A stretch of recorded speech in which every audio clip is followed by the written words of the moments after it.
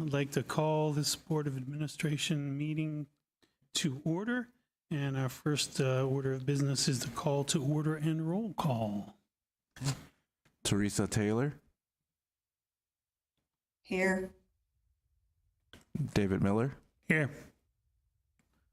Lynn Paquin for Malia Cohen, Frank Rufino for Fiona Ma, Lisa Middleton, Arena Ortega, Jose Luis Pacheco, Present. Kevin Palkey, Morning. Ramon Rubacalva, Present. Yvonne Walker, Melissa Willett, and Dr. Gail Willis.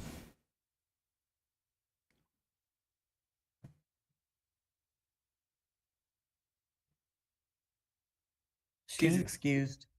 Excused? Okay.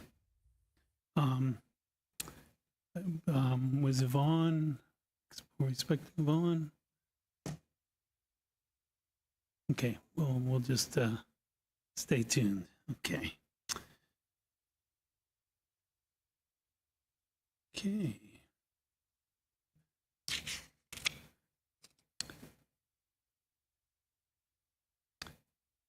We going straight to closed session? Okay. So at this time, we will recess into closed session. And we will return to open session at the conclusion of our closed session.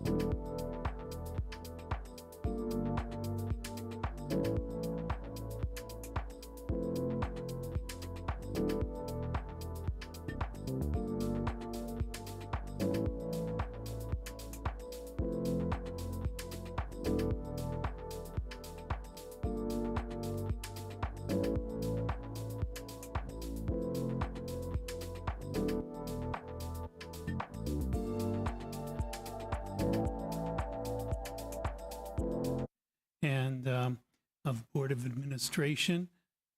We will be moving into Investment Committee meeting right after this.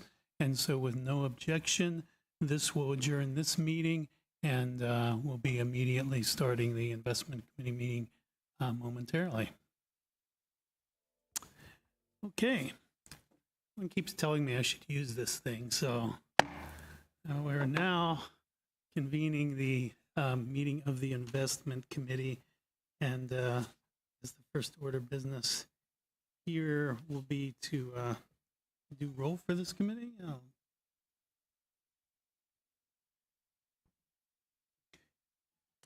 David Miller. Here. Lynn Paquin for Malia Cohen. Frank Rufino for Fiona Ma. Lisa Middleton. Arena Ortega.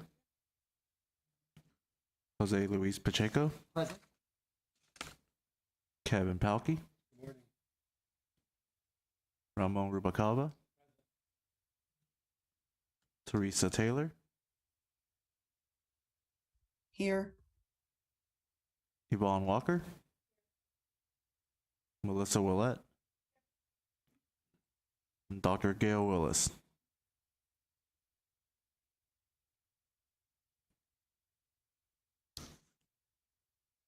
Okay.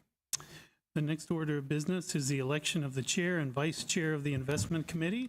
For this, I'll hand the gavel over to Melissa Willett, figuratively. Once for a second. You Okay, got it. thank you so much. So I will now take nominations for chair of the investment committee. I will recognize Jose Luis Pacheco.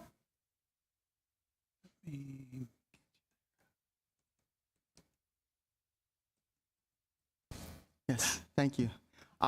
Thank you very much, Melissa, and thank you. I would like to nominate Mr. David Miller for chair of the investment committee. Thank you, Mr. Pacheco. Is there a second to the nomination?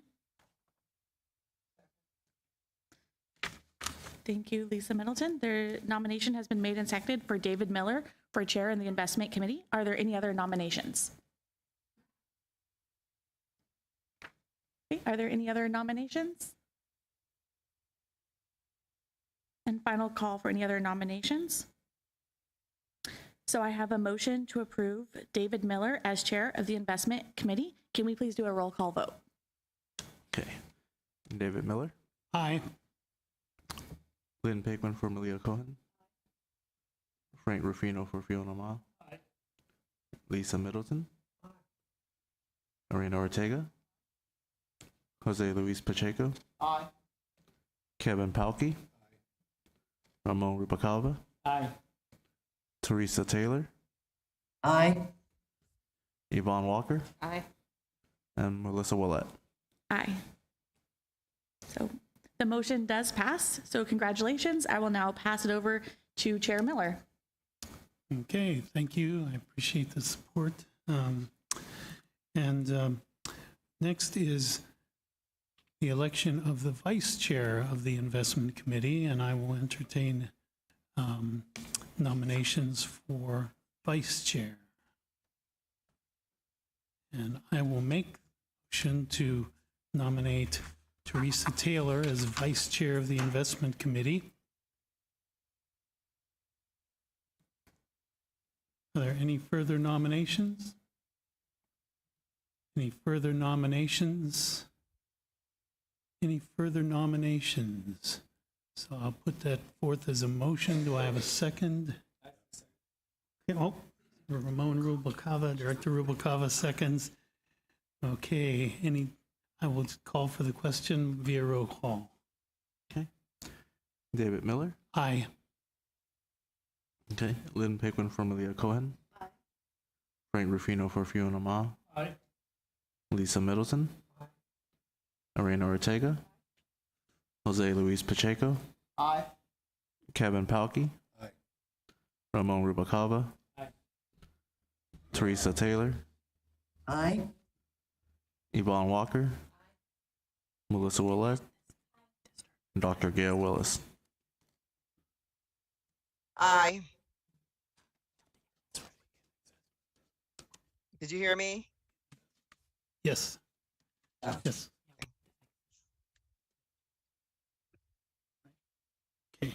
So I think we're going to be in recess for about 5 minutes. We change, 2 minutes? Change out the agenda and shift things around a little bit here. So bear with us, please.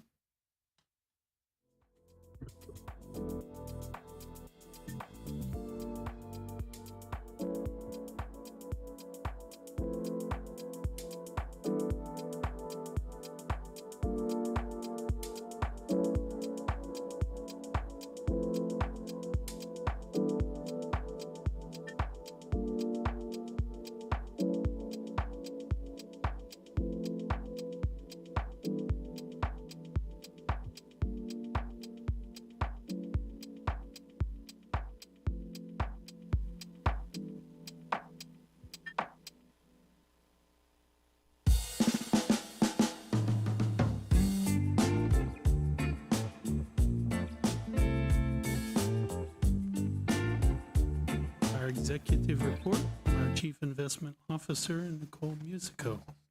Great, thank you. Thank you and congratulations, Chair Miller and Vice Chair Teresa Taylor.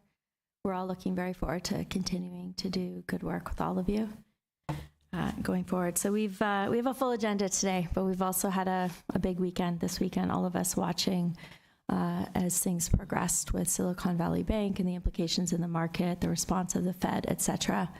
And so I thought I'd just start, just in the spirit of the fact that we often refer to our innovation and resiliency as being core tenets to our business. I think that was in full play out this weekend, and I just wanted to give the board, some perspective or some insight into our kitchen, and we'll use that phrase today as well as we move to trying to be a lot more transparent about our operations and more transparent on what's on top of mind for us.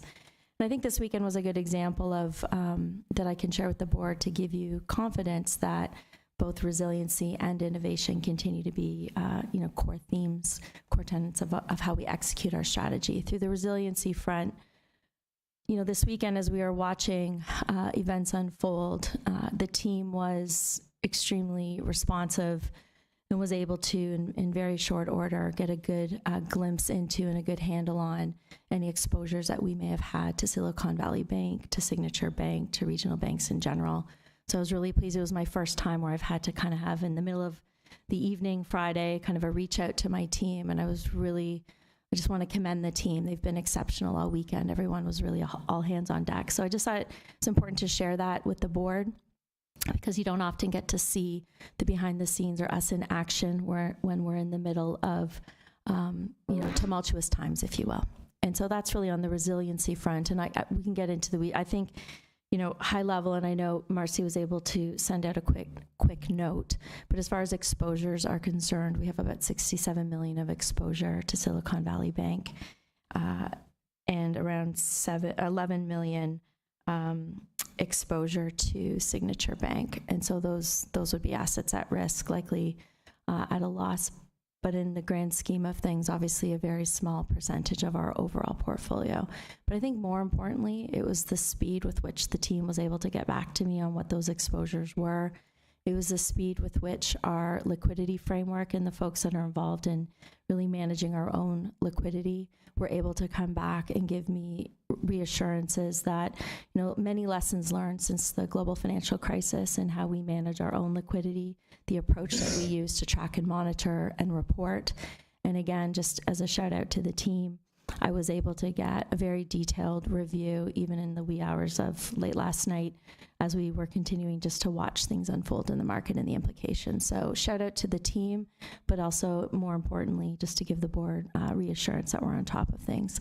In the spirit of innovation, that was an interesting and proud moment for us as well this weekend, because we had a number of inbound calls as well as a number of, reach outs that we proactively did just in response to what we are observing in the market. And I think the word is finally getting out that we can be a very strategic partner. We can be thoughtful. We can be agile in providing solutions for balance sheet restructurings or just in general be patient long-term capital. We weren't called upon at this moment, and in closed session we can share more details with you with some things that we're thinking about.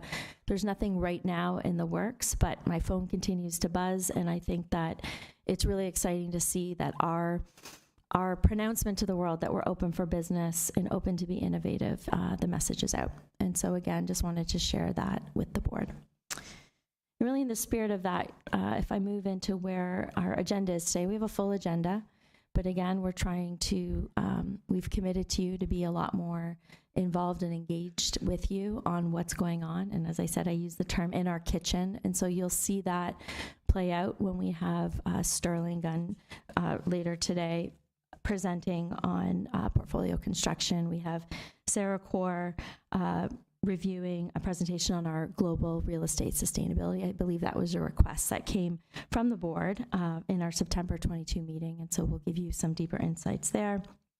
And last but not least, you'll also see our managing investment director of global equity provide an update on our corporate governance with Drew Hambley, who is one of our newer hires to the team. As well, you're going to hear from our investment consultants and staff on our general market conditions, as well as performance for calendar year 2022, which again, after the wild weekend we've had, it feels like that's very far behind us. But I think it's important for us to walk everyone through what activities went on through the lens of our policy benchmark, as well as through our own investment programs. And so that's the spirit of the trust level review that you'll have today. And you'll notice we took a bit of a different format, and I am hoping to get some direct feedback on the format we've used. I think historically we've presented a number of slides, but from my perspective, in a new consumer of those old reports, it jumped out to me that without the context around it, without the story around it, it's really hard. It's not as useful of a tool, if you will, for you to use as board members when you're reading it yourself or walking about with with our stakeholders. And so we're hoping this storytelling approach in the format that we've used will allow for more questions and a bit more of an education. And so stay tuned for that.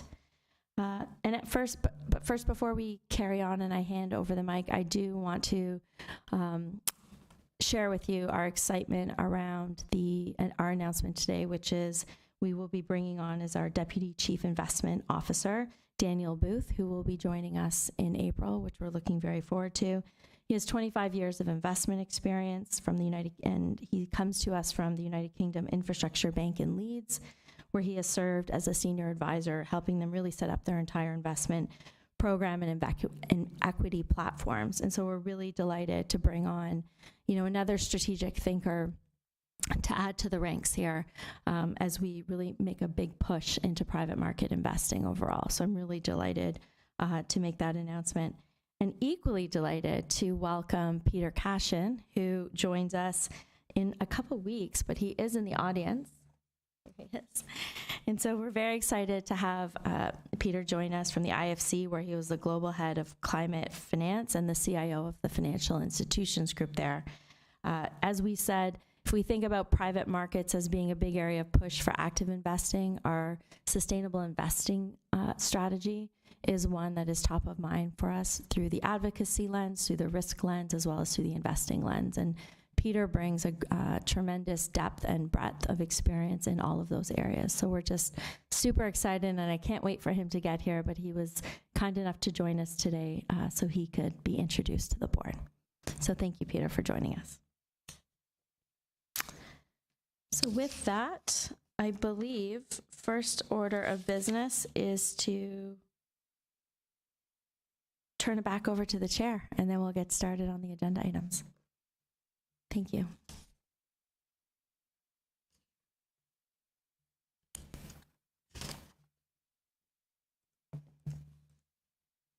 There we go. Okay, our next agenda item is the action consent items. I don't have anything that anyone has asked me to pull, so I'll ask what's the committee's pleasure on item 4. Moved approval by Director Pacheco. Do I have a second? seconded by Director Palkey. Any discussion? I'll call for the question by roll call. Teresa Taylor. Aye. Lynn Paquin for Malia Cohen. Frank Rufino for Fiona Ma. Aye. Lisa Middleton. Arena Ortega. Jose Luis Pacheco. Aye. Kevin Palkey. Ramon Rubacava. Yvonne Walker. Melissa Willett. Dr. Gail Willis.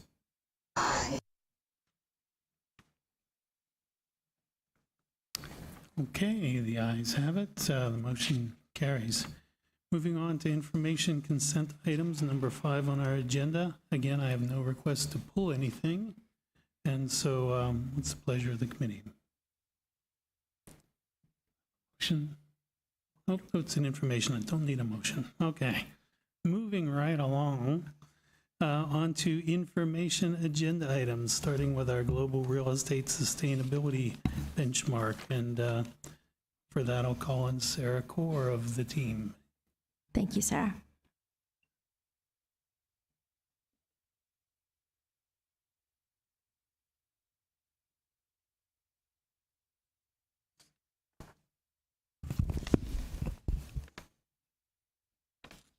Good morning, Sarah Core from the Investment Office. I'm here to present the GRESB overview that was requested by this committee at the September board meeting. So GRESB was founded in 2009 and measures ESG performance based on a set of criteria, including environmental factors such as energy efficiency, waste management, and carbon emission, social factors such as worker safety, diversity and community engagement, and governance factors such as structure, ethics, and transparency. In 2016, GRESB expanded past real estate to include infrastructure. GRESB has become the industry standard for reporting on ESG considerations. For the 2022 reporting period, there were greater than 1,800 participants, up from just under 900 in 2018. There's growing demand for more consistent and transparent ESG reporting standards from companies, including the proposed SEC climate disclosure rule, which CalPERS is supportive of. CalPERS also engages in other activities relating to standardizing reporting for ESG considerations in real estate. On this slide, you can see the components of the GRESB assessment. When submitting to GRESB, managers are required to provide supporting documentation in responding to various questions within management and performance of the survey. The management component currently has a 30% weight and assesses things like strategy, leadership, process, and risk management, while the performance component has a 70% weight and looks at asset level ESG data, energy consumption, greenhouse gas emission, tenant and community engagement. There are approximately 80 questions in the survey, with each question having at least one subcomponent to the question.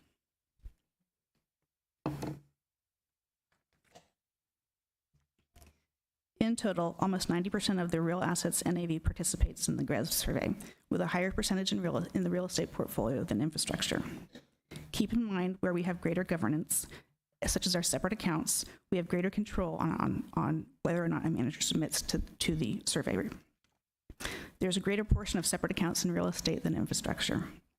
The GRESB real estate assessment is more seasoned than infrastructure and therefore has a higher participation rate across the industry.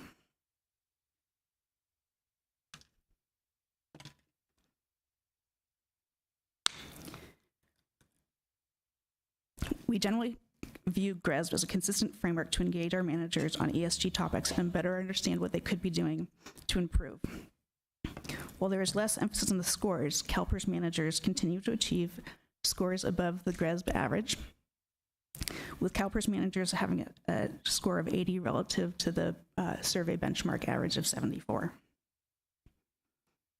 The benchmark provides staff with information about what topics to engage our managers with and how we can partner with them to prioritize economically viable, sustainable projects.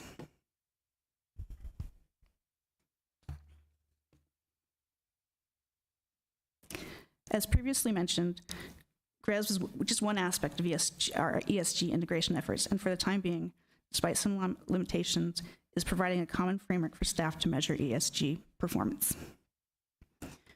This is a continually evolving space with growing number of regulations requiring disclosure as well. CalPERS will continue to monitor and support standardization of ESG reporting in general, increasing transparency and better providing an update to understanding the ESG risks within our portfolio. And that concludes my presentation. Happy to take any questions. Yes, recognize Director Rubalcava. Thank you, Sarah. I appreciate the stewardship you have over this area. I think it's very important that CalPERS continues to provide leadership in this area of real estate asset and ESG incorporation. In the last meeting, we had asked that the responsible contractor policy be updated, and I was wondering where we are in that process. Yeah, that's on the calendar for review during this, probably during next fiscal year. We'll engage with stakeholders and review the contract, or the policy. Thank you, because workforce is very important, and it's one of Yes. our pillar, capital, reforms of capital. So thank you.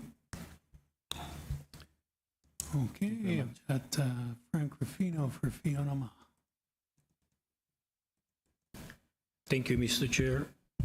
And thank you, Sarah, for the presentation. Just real quick, if you can tell us what role, if any, does CalPERS have in providing input to the Global Real Estate Sustainability Benchmark and its survey? Yeah. So CalPERS used to be on the advisory council for GRESB and the survey. We stepped off that council in 2020, but we still do provide input and respond to surveys that they put out asking for guidance on areas to make improvements. Do we plan to rejoin that as a member at all, or? They were purchased in 2020, which is why we came off of the council, and their structure now is such that we don't participate, but we just respond to surveys about questions we have about the survey results. Got it. Mr. Chair, if I could, one other quick question. Follow up to Mr. Rubalcava's question regarding the review and possible modification of the responsible contractor. I think if I understood you correctly, you said that's been scheduled for review next fiscal year? Yes. So would that be, I was getting confused, calendar year, fiscal year, so after July? Correct. All right, excellent. Thank you. Thank you, Mr. Okay. Chair. Next, Director Willett. Oh, had you? Let's try it again. There you go. Thank you so much. I really appreciate this report and for the follow-up work from the information requested earlier. I think our participation in GRESB and our collaboration to ensure the standards across real assets is really commendable. I do want to highlight that I think future area of work, I'd really like to see a more robust incorporation of the workforce risk issues through the GRESB processes. I think given our history of leadership in responsible contracting, looking forward to hearing more about that. Our collaboration with stakeholders, including managers and worker representatives, I'd appreciate that we encourage GRESB to work with those stakeholders to incorporate responsible contracting and other workforce-related items into those processes. And I think we'd just be really missing an opportunity on the workforce front. And if we don't do that, I think the metrics are really important, and any under-reporting or under-measuring would be a disservice. Thank you. Okay, thank you. Next, I have Director Pacheco. Thank you, Chairman Miller, and thank you, Nicole, for this, and Sarah. My question is regarding the GERSP survey. What actions, if any, are you taking to resolve the express challenges highlighted in the challenges and merit slide? So we're working to try and get more standardization. GRESB has a 5-year plan that they've actually put in place where they're also trying to get more definitions and guidance on how to respond to some of the questions. And as infrastructure becomes more, has more time, it's becoming easier for the managers to evaluate it. Part of the problem was they kept changing the survey questions every year. And now that they've gotten to a place where they're more consistent, it's easier for the managers to participate. Okay, I have Director Middleton. Sarah, thank you. In the last few years, we've seen a dramatic change in the nature of where people work and how they approach work. As you start to plan for a long-term strategy in terms of real estate investments, how do you see the change in the nature of how people work and where they work affecting our long-term investment strategy? That's a challenging question. We're definitely seeing it impact the office sector. We're internally having debates about whether or not office becomes a long-term hold relative to more of a tactical play. Within our office portfolio, we are seeing fairly high occupancy rates, but there's still challenges in getting people to come back to the office. I won't say come back to work because people are working, they're just not working in the office. So it is making us think about how we approach office going forward. And there could be that could result in some knock-on effects on housing and what metro areas are more attractive from a multifamily perspective. Thank you. And I know it was a challenging question, not one that I've heard anybody come up with the great answer to, but that's certainly a start. What I would comment, though, is at this point, it's becoming more predictable that we have, in fact, had not a temporary but a permanent change in how people approach work.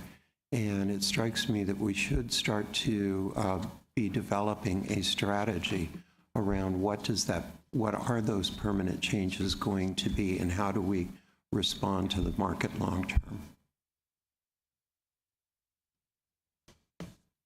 I would just add, you're absolutely right. I think it's top of mind for us. What has not changed is the importance of us understanding that diversification is really important. What's not changed is the importance of being in the right metro areas and being opportunistic when we see that we are engaged with or working with strategic partners that have an angle or an edge, that we should be really engaging with them on and being agile. And so as part of our overall real assets review, which, as you know, also includes our infrastructure program, this is all top of mind for us as we think about what does the next push into, whether it's new verticals, new geographies, or new strategic partners. All right, thank you very much. Okay, next I have President Taylor. Thank you, Director Miller. I just really appreciate this report. I understand that this can be challenging every time we adopt new reporting standards, especially for infrastructure. The only question I had for you, Sarah, was I think it was Director Rublikova asked you about our RCP update report, and you said next year, but I seemed vague. I kind of wanted to drill down on that a little bit. So we are working on the RCP update, yes? We'll be reviewing the policy next fiscal year, so after July 1st. After July 1st. Okay, so, and are you working with GRESB or other stakeholders to adopt or change the RCP? Or is it just in-house, or does the board have any input into that?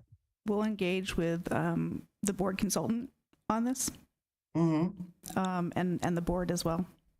Okay, great. I just didn't hear that, so I do appreciate that. Thank you, Sarah. Okay, I'm not seeing any other questions or requests to speak. Thank you for your presentation. As always, very comprehensive and enlightening. Thank you. And so that moves us to 6B, proxy voting and corporate engagement update. Great, thank you. So today we will be joined by Drew Hambley. As I mentioned, he's our investment director for stewardship and just recently joined us. He'll be giving us an update on proxy voting and our corporate engagement activities. We present this item annually, just prior to proxy season, to give the investment committee a preview of the sustainability topics that we're going to focus on for the 2023 proxy season, and to share outcomes as well from the 22 proxy season. Drew joined us at the end of October, so this is his first presentation to the investment committee, but I think you'll see that he's taken this challenge on, this very important aspect of our business with great energy. So thank you, Drew, for joining us. Well, great. Good morning, Drew Hambley, Investment Office.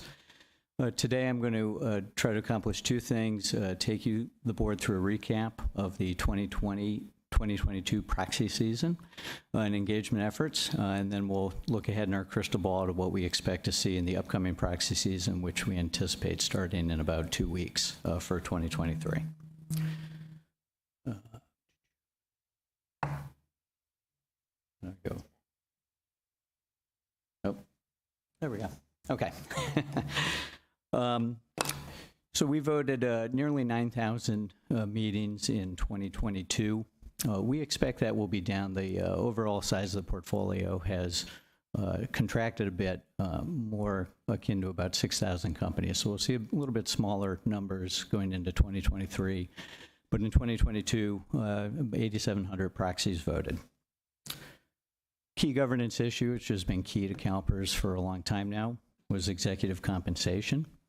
When we're voting on executive compensation, we try to accomplish two things: opine on the package that's being delivered, and then when we don't see alignment with pay for performance, we also hold board directors on the compensation committee accountable.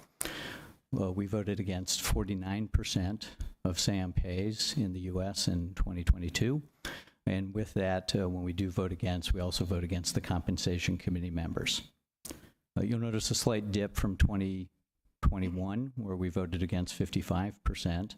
I would attribute some of that to the positive engagement we have with companies. After we have voted against, we'll have an opportunity to speak with them post-proxy season, articulate some changes that we'd like to see them make.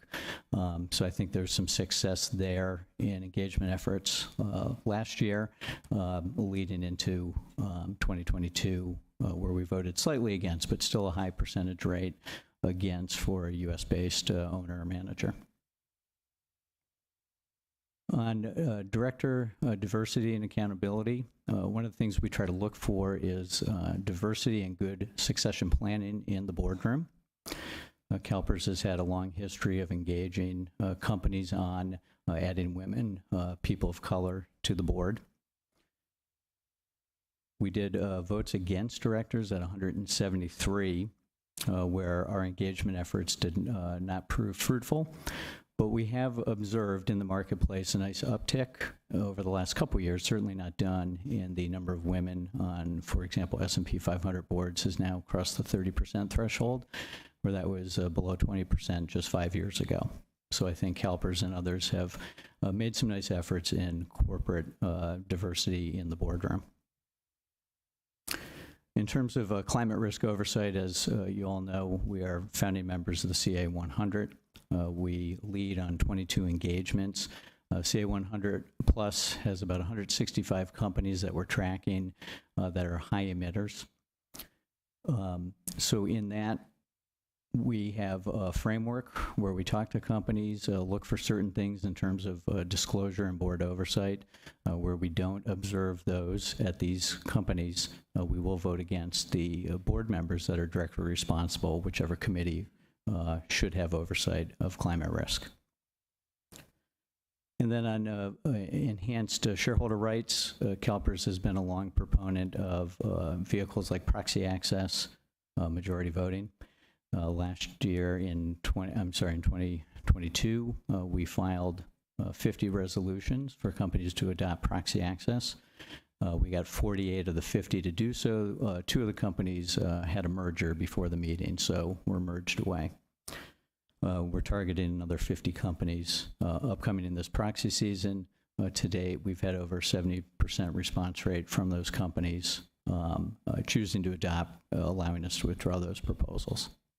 Let me stop there for a second, and then I can go into our view for the 2023 season. Okay, I have Director Pacheco. Yes, thank you. Thank you, Drew. And first of all, welcome. Thank you. We really appreciate your input and so forth. So my question is regarding proxy season coming up in 2 weeks. A lot of activity's been going on in that space from climate change, human capital, and governance. And recently in the news, I've read that an administrative law judge found that Starbucks has committed numerous United States labor law violations.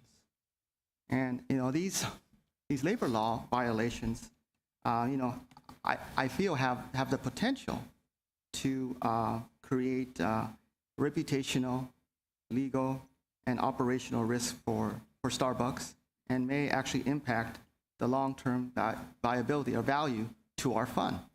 As fiduciaries of the system here, we have a responsibility to ask if we are doing anything at all to mitigate these risks for the long-term stability of this, for the long-term stability of this company, and for our value. So, if you can elaborate on that, that'd be great.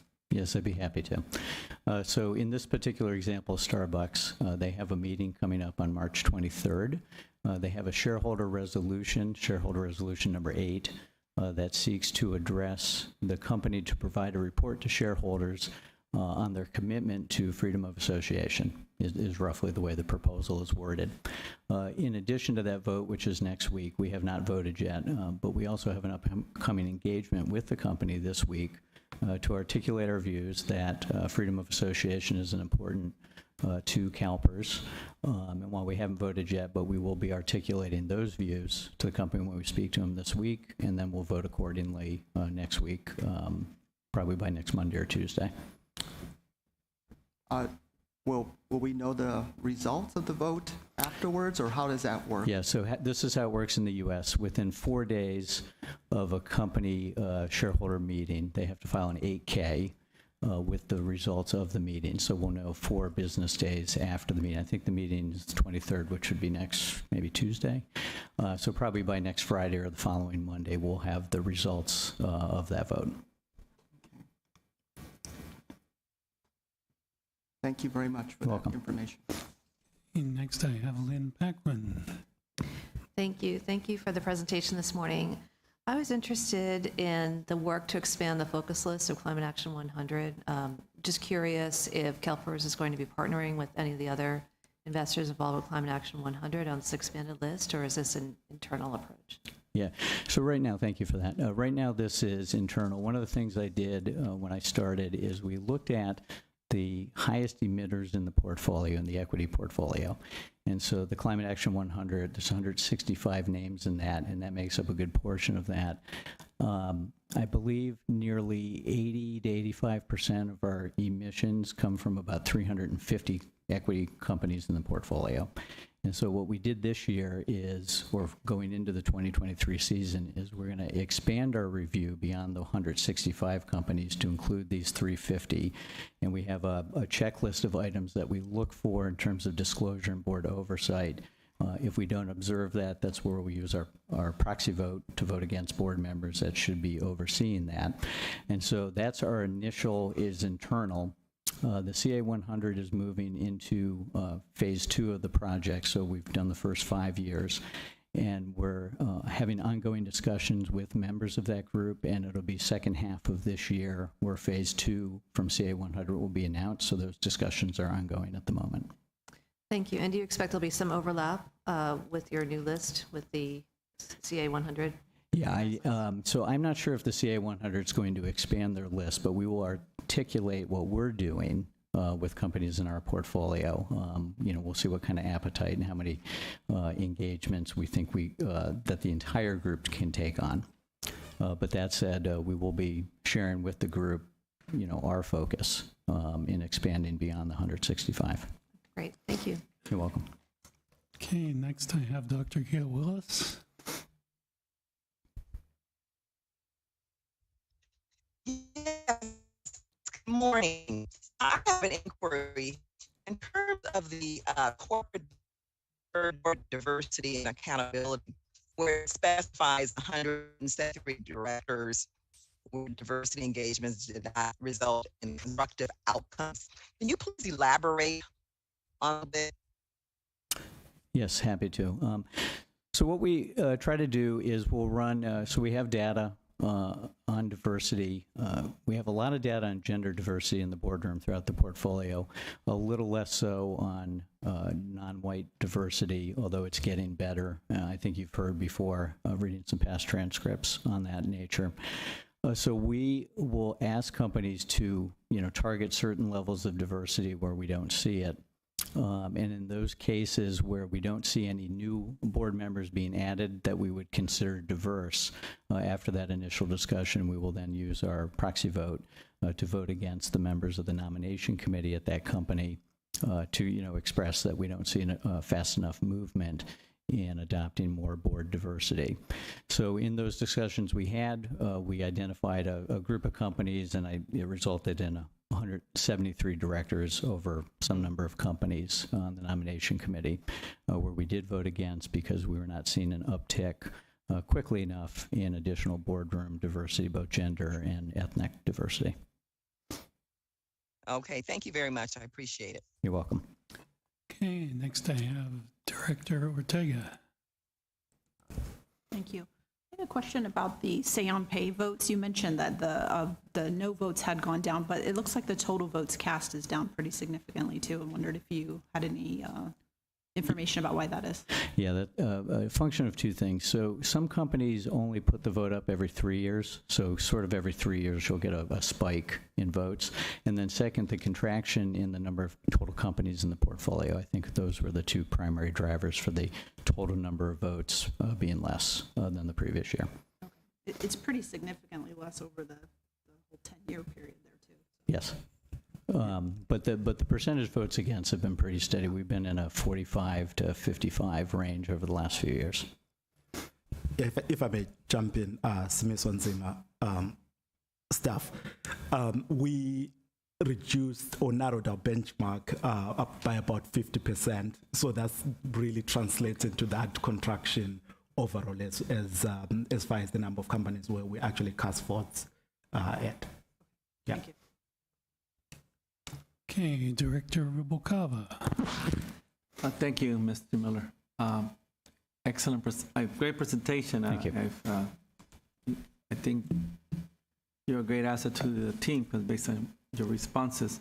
So I was fortunate enough to attend last week my first Council of Institutional Investors. I'm sorry I missed you. I hope you attended my panel. I think I missed it. But I don't think I knew you yet, so I apologize. But a lot of what your report has, I've learned because it was all new to me. And I was happy to hear that you used the term freedom of association, because that's one thing that was really clearly pointed out. Let me just start back. I think the main takeaway is that it was clearly pointed out how exercising your proxy vote is the best expression, truest expression of your fiduciary responsibility. And I am very pleased that CalPERS is taking that seriously. Very pleased. And you spoke to many of the issues that were addressed: diversity, workforce, climate risk, and somebody raised CEO pay. On CEO pay, there was a lot of interesting discussion. Have more respect for this trustee from, I forget his name, from Frank was there, from Marin County, I forget his name, but he spoke it here before, but now I think I understand the context a little bit better. And on diversity, I actually was able to attend the workshop by our own Marlene Timberlake Diamo, if I pronounced it right. And so I'm very, I welcome this presentation, and I look forward to us having a leadership role in making sure that we vote our principles and publicize that and be a leader in this area. So thank you. I did have a question, well, two comments here. One on workforce issues. I want to follow up with Pacheco's comment. He mentioned Starbucks. I'm glad I like the answer you gave, but I think it's very important that this is with us each and every day, and we should not take it lightly. What's been in the news is this Norfolk Southern train derailment. One of the speakers at the conference mentioned how this could have been a result, it's probably a result of some speed up guidelines that the railroad put in. And that shows where there has to be, all parties have to be part of the discussion on the workplace, the workers, the union, and management. We have to make sure that any policy they have is for the betterment of everybody, the community, the workforce, and we want, of course, competitive and productive commerce out there, but it has to be at the right balance between risk and return. So we want to make sure that's happening. On climate, I just want to understand a little bit better how that works.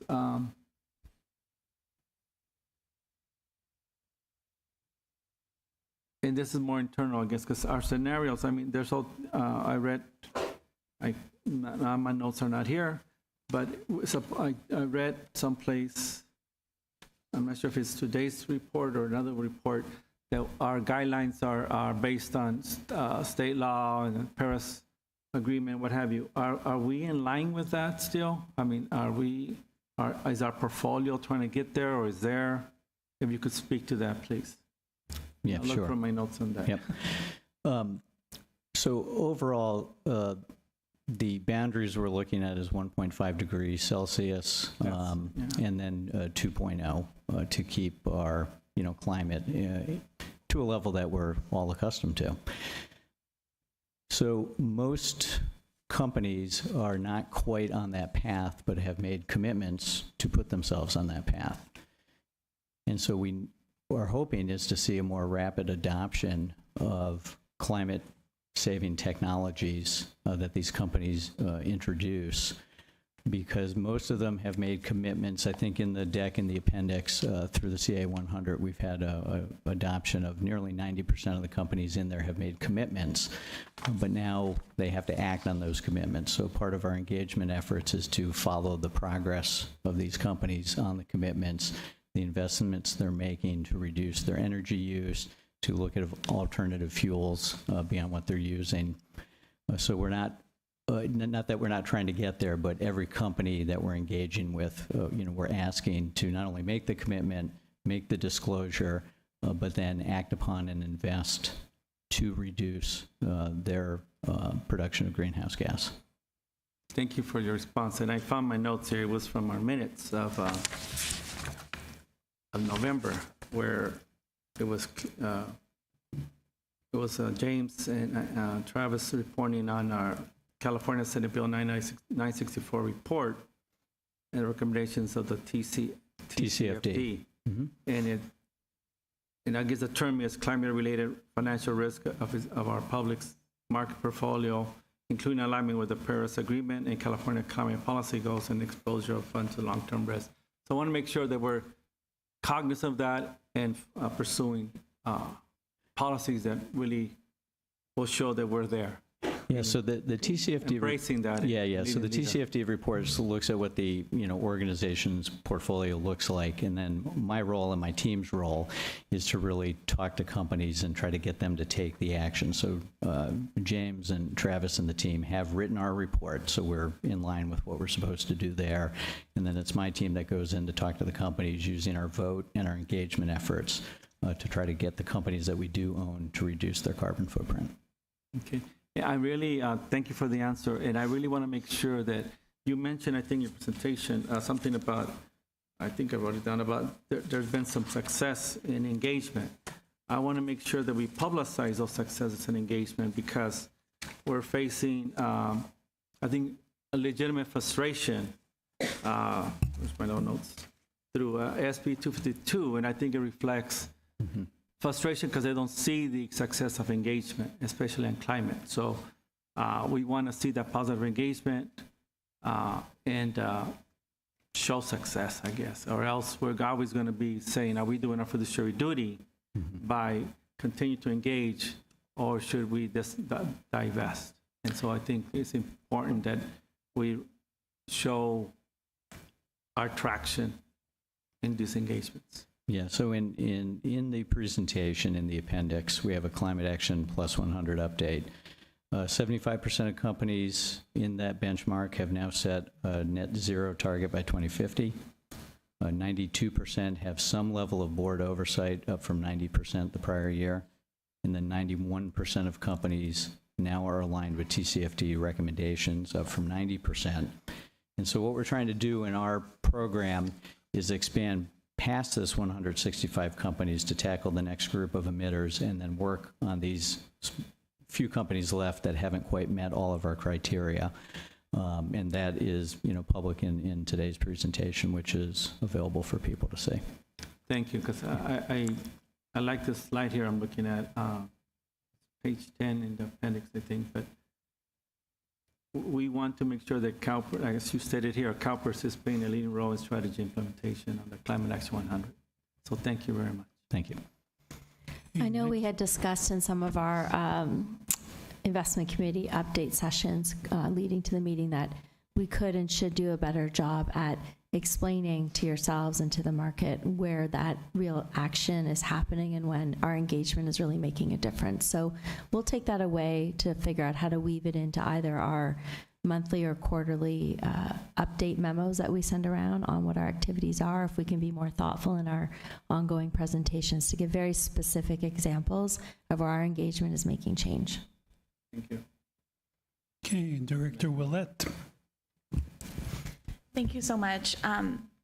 Welcome to CalPERS. Thank you. I'm the right one to say that, but I also just want to appreciate the comments and questions from my fellow board members. It's really sparked a great conversation today. I'm really encouraged, just wanted to drill in on one of the bullets here. I'm really encouraged by our 2022 success engaging with companies. I think we were since July 2017. So thank you for that. Thank you. Congrats to the team on that success. I know it seems like it's been a long process, and I think we do have a long way to go. It's great to see how progress, the progress given, how the data shows how important moving the needle on this work is. Capturing the returns available to leaders on this and getting the market to be one that allows the talent pool to grow and flourish, so we don't have companies with racism, sexism, homophobia standing in the way of our success for our members. In that context, I'm wondering if you can comment on a couple pieces. The first, what is our support for racial equity and civil rights audit proposals, which has now been adopted by major companies like BlackRock and State Street? And then second, what's our process for accountability where among board directors where they lag in this area and that may present a risk to our performance going forward? Yeah, so the first part was on the racial audit proposals. Did I have that correct? Yeah. So we have been supportive. These are proposals asking companies to hire a third party to undertake a racial audit to see if they have race issues throughout their business. We saw a number of proposals in the last, pretty much since 2020, asking for some of these, and some have agreed to take it on. Apple most recently has agreed to do one. So we have been supportive of those proposals, and when we do see the proposal, we'll try to engage the company as well to, see what work they're doing, what their timeline is for having that report produced. On the board side, every time we engage with a company, one thing we will look at is what is the board diversity? What is the succession plan in the boardroom? It's a key governance tenet, and we will engage on that. And then when we see a lack of progress in terms of hitting certain milestones is when we'll use our vote to further that message. And next I have Mr. Rufino. Thank you, Mr. Chair. I want to go back to the executive compensation piece, if you don't mind. I have a couple questions, but before I ask the questions, I want to share with you, and I'm sure you already know, but for the benefit of the audience and everyone, obviously, total pay for SB 500 chief executives continue to increase. And I think that's no secret. In fact, multiple studies analyzing pay in a variety of ways come to the same conclusion. CEO pay continues to rise sharply. The gap between CEO and median worker pay has also increased. In fact, according to the AFL-CIO, the chief executives of SP 500 companies received an average of 324 times that of their medium pay workers, up from 299 times in 2020 and 264 times in 2019. And lastly, Amazon wins the prize. The CEO to worker pay ratio reached, are you ready? 6,474 to 1, with the CEO making $212.7 million in total compensation, while the medium worker received $32,855. $212.7 million versus $32,855. Now, I know we vote in a couple weeks on CEO compensation, and I wanted to begin by saying congratulations to CalPERS because we have voted against the top 100 79% of the time, and that's pretty good. I think foreign governments, the Dutch pension fund beats us. You know, they were like a 90, but not very many. Well, Minnesota beats us about 91%, but we're doing good. 79% is good. Not so good on vote against SP 500. We are about 46%, just a little bit. So now the question is, I'm trying to understand, and as my colleague Ramon Rubalcaba was saying, last week we got drilled. What's your policy? What is the policy? And I'm trying to understand, you know, the policy better on how we make those votes. And more importantly, are there any planned changes in the future, given what I just described? Thank you. Okay. And thank you for the question. So what we try to look at is a combination of quantitative and qualitative factors that go into CEO pay. So what is the structure? What types of awards are they making? Are they sufficiently long-term vesting, so they're really aligned with long-term shareholders? And then we'll look at the overall realizable pay opportunity versus the grant date pay opportunity, and to see if it's aligned with peers and performance. So we use a combination of factors that gets us to that 49% last year when we voted. We don't have any specific plans to change that approach, but what we have done for this season is contacted 100 companies in the portfolio that had strong negative performance where we have some pay issues, and we've started a number of meetings with those to try to address some of the key tenets of ours, which is longer-term vesting, alignment, and trying to reduce that quantum a little bit where we see the mismatch between realized pay and grant date value pay. So we use those combination of factors. I can't speak to how many, I don't want to tail wag the dog, what percentage we may vote against, but we will continue to use that approach, which we think has worked very well. In terms of the fact that CEO pay generally gets, and you're right, it was up to median S&P 500 CEO pay last year was in 2021, was $15.4 million, is up 15.8% year over year, which is the largest increase year over year percentage increase in the last 10. This year we saw the S&P 500 down for the year about 18-ish%. So I'm actually curious to see if we'll see that median go down a little bit this year, but we will be working, like I said, with companies, our 100 worst performers in the portfolio that we've already scheduled calls with to try to have that conversation. So that's the new element that we've added. But in terms of the approach is pretty solid. It's just, can we reach more companies proactively? And that's the plan for this year.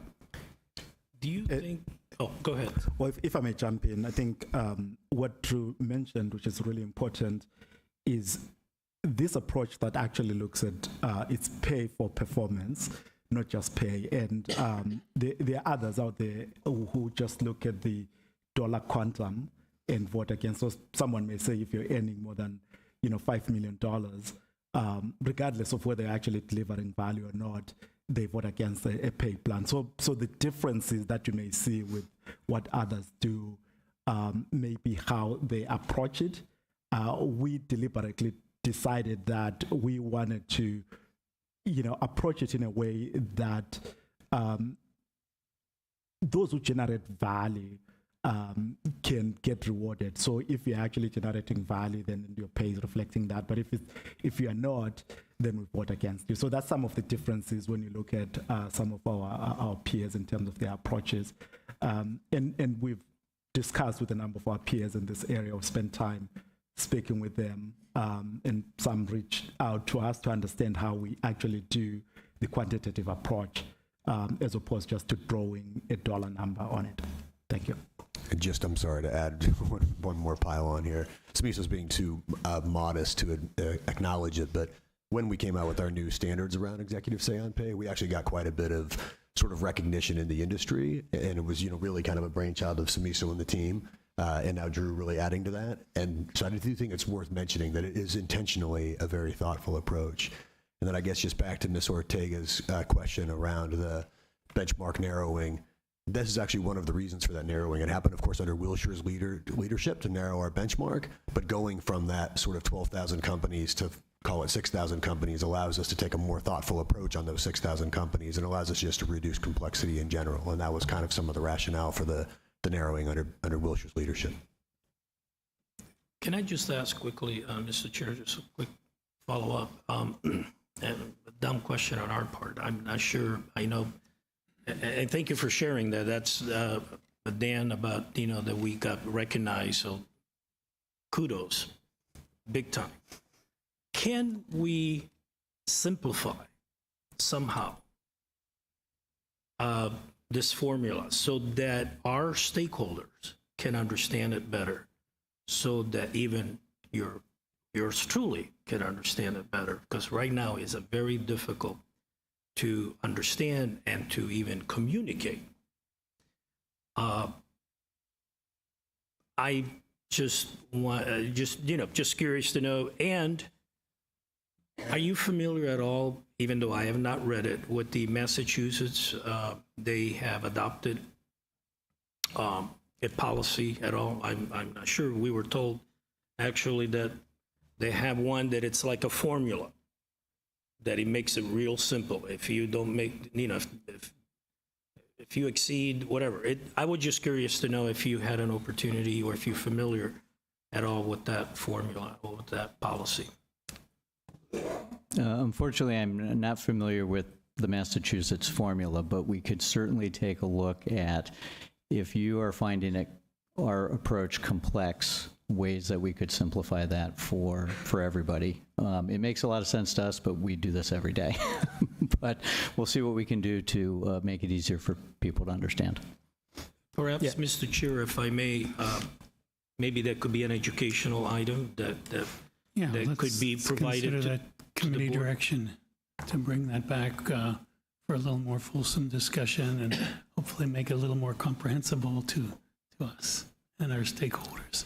It's very complex. The CDNAs, which is the section of the proxy statement that talk about the pay of 5 people, have expanded to cover about 60 pages. It boggles my mind, having done this for a very long time, that it takes 60 pages to explain the pay of 5 people, but unfortunately that's where the entire industry has gotten to. And one of the things I did in my talk at CII was talk about reducing that complexity too, because it shouldn't be this complex. I agree. Thank you, and thank you, Mr. Chair. Thank you. Next, we have Director Middleton. Thank you. And first, I want to compliment both of you and everyone involved in these efforts. CalPERS has historically taken a leading role in trying to advance good corporate governance, and that's very important to all of us. Are there any organizations that you could single out as being examples of organizations that are doing it right, particularly in the area of diversity and inclusion? In terms of other asset owners, for example, or? So I did have the benefit of having some discussions at CII last week with some of the, I think, the European owners, the Dutch, Norway, for example. I spoke on a panel in December with some UK pension funds that are thinking a lot about these issues. We have frequent conversations with some of the New York pension funds and then some of the ones here in California. So I think those are the ones that have the bandwidth to spend the most times on these issues, and we're trying to make sure that we keep collaborating with them to make sure we're staying up to date on best practices. So those are some of the organizations that I try to, frequently talk with to make sure that we're staying on top of the most relevant issues. It's always dangerous to deal in anecdotes, but I attended a couple of National Association of Corporate Directors annual conferences, and particularly from the conference last fall, it was clear that progress is being made in terms of diversity of gender equity, and that while there's a very long way to go, Black representation on some of the corporate boards is certainly improved. What did not appear to have had much of any progress whatsoever was members of the Latino community or among the lesbian, gay, bisexual, and transgender community. Can you comment on work in that area, and most particularly when it comes to LGBT community? Have we made any progress in getting corporations to develop data around membership? So in terms of, and I'll speak in terms of the corporate boards. So you are correct on the Latin American community. We don't see the uptick that we've seen in, per se, women on boards.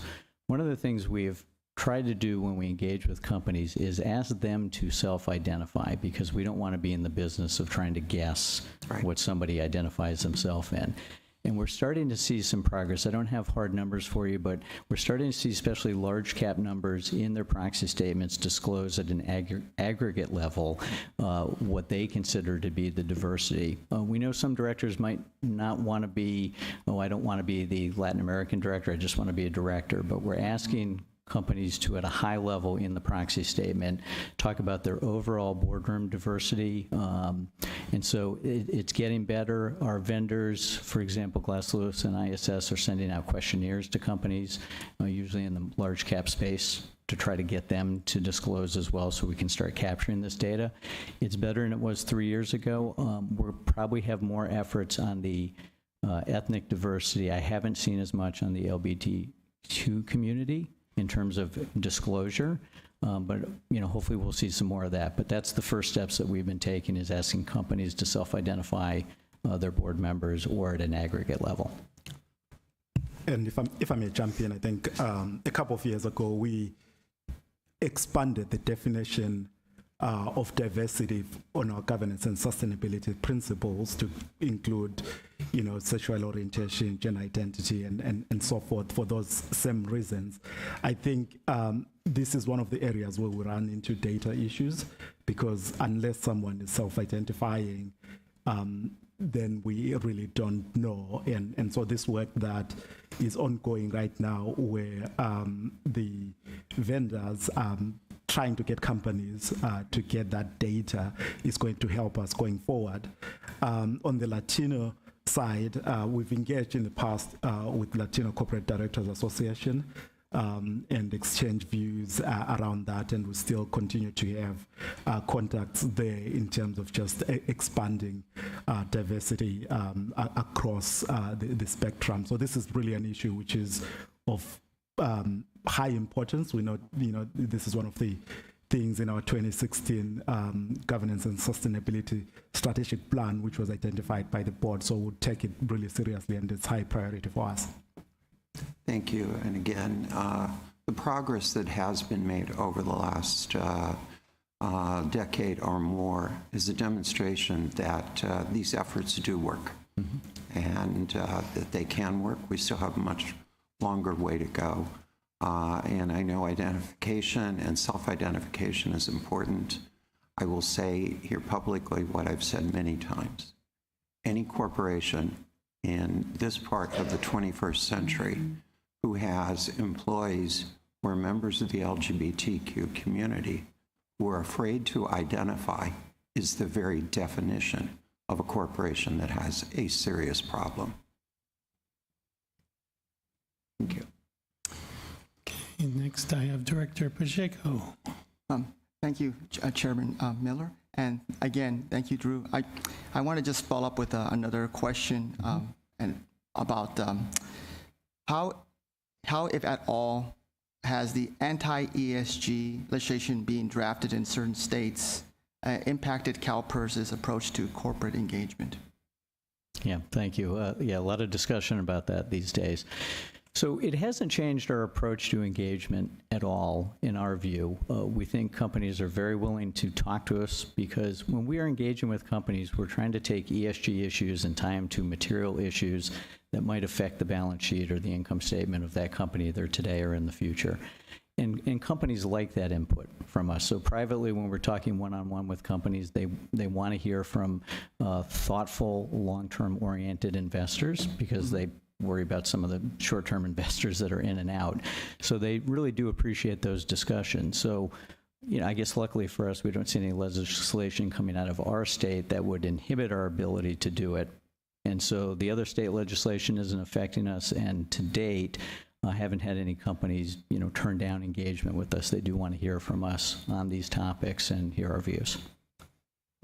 If I may jump in, I think the one potential impact is if the state's pension funds or external managers change their voting practices in such a way that some of the work that we're trying to do in improving governance and sustainability at some of these companies, then they'll get less support of those shareholder proposals than in the past. So I think that's a potential impact depending on what the pension funds or external managers that manage money for some of the states do. Okay. Thank you. One more, just a follow-up from the previous question on Starbucks and so forth. You had mentioned that next week you're going to have an engagement. This week, actually. This week with the actual company? Or? Correct. So have we taken a position yet on how we will be voting, or is that something? I just want to know the process of that, how that works. Yeah. So the team is, formulating our view today. We'll have a discussion with the company to see if they tell us anything that either they're working on or not before we make a final determination. So I don't want to kind of show my hand to the company we're going to talk to later, but that was top of mind for us. We reached out to them and we had them on our short list for a number of topics that we'd like to talk about, including this one. And so we'll have that meeting at some point this week before we make a final voting decision. Very good. Thank you very much. You're welcome. Great, thanks. Well, I don't see any more questions or a request to speak, and I must say this has been a wonderful presentation, a wonderful discussion. I thank you and the team. I thank my colleagues for their thoughtful questions and appreciate your equally thoughtful and helpful answers. So, and welcome aboard, and look forward to many more such discussions. Great, thank you, everybody. And so that brings us to 6C, our CalPERS Trust Level Review Consultant Reports. Chair Miller, no public comment for that item. Oh. So do we want to take the public comments before we go to the next item, or at the end? Okay, it's okay. Let's start, think of the, we've got public commenters. I've got a number of them for 6B. We'll start with Mr. Jim McRitchie, who I believe is on the phone. Yes, Chair Miller, thank you. Go ahead, James. Yes, this is Jim McRitchie. You can hear me, right? Yep, welcome. You have the floor. Okay. I'd like to get 4 minutes if possible. As a CalPERS retiree, active in shareholder engagement, I was excited to see the pie charts on page 11B. Looks like we filed hundreds of proposals, but a more careful examination turns up only 2 on climate risk and 2 on diverse elections. That's beyond the 50 proxy access proposals that were negotiated out. Now, I filed 90, so I look at 4 proposals and think that's far too few. My recommendation is the reports should highlight the work of CalPERS so that you can tell how many proposals we filed in the different categories, and we should hire staff or partner with organizations so that we can file more proposals. Another topic, CalPERS is targeting 50 companies for proxy access. I looked at the proposal at KLA in 2020, which sought to place an upper limit on the number of directors shareholders could nominate, 2 or 1/4 of the board, but no lower limit. So, for example, Arch Resources, known for mountaintop removal, and EOG Resources, formerly known as Enron, limit nominees to 1, yet it takes 2 directors to even consider a motion. Additionally, since the CalPERS proposal is silent on the size of nominating groups, companies are free to impose group limits, such as 20, which the Council of Institutional Investors finds unworkable. These proposals are worse than nothing. They can't be used by even the largest public pensions, and they can't be amended once in place, since a group limit of 20 is fine for the big 3. They won't vote to raise group limits once set, since they can use proxy access without any partners. This is one reason why proxy access has only been used once in its whole history.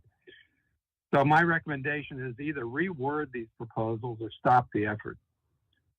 I'm sure the board is also aware that anti-ESG movements to restrict the power of large funds. One tactic is to require that funds survey their investors to pass through votes. They hope that individual investors will vote against measures that address climate change, diversity, and other critical topics. CalPERS isn't immune from these attacks. Companies such as Iconic App and Broadridge offer survey and pass-through voting service. My recommendation is that CalPERS should survey its members on broad categories of proxy issues. This would serve to first educate members and second, to buttress the system when it's attacked. The new services offered by Iconic App, Broadridge, and others also allow retail shareholders to automate votes with their values, much like CalPERS uses Glass Lewis to cast most of our votes automatically based on our proxy voting policies. The New York City Comptroller and others consistently post their votes before voting deadlines. CalPERS, on the other hand, posts our votes after the meeting. So we don't influence other voters, even though the board committed to do so years ago. My recommendation is that CalPERS should post its votes in advance to increase our influence and to help our proxy voting policies succeed. Thank you very much. Thanks, Jim. Appreciate it. We've got your hand out here as well. Okay, next we have Sarah Thace. Is Sarah in the room or is she on the line? Oh, okay. Here she is. Come on up.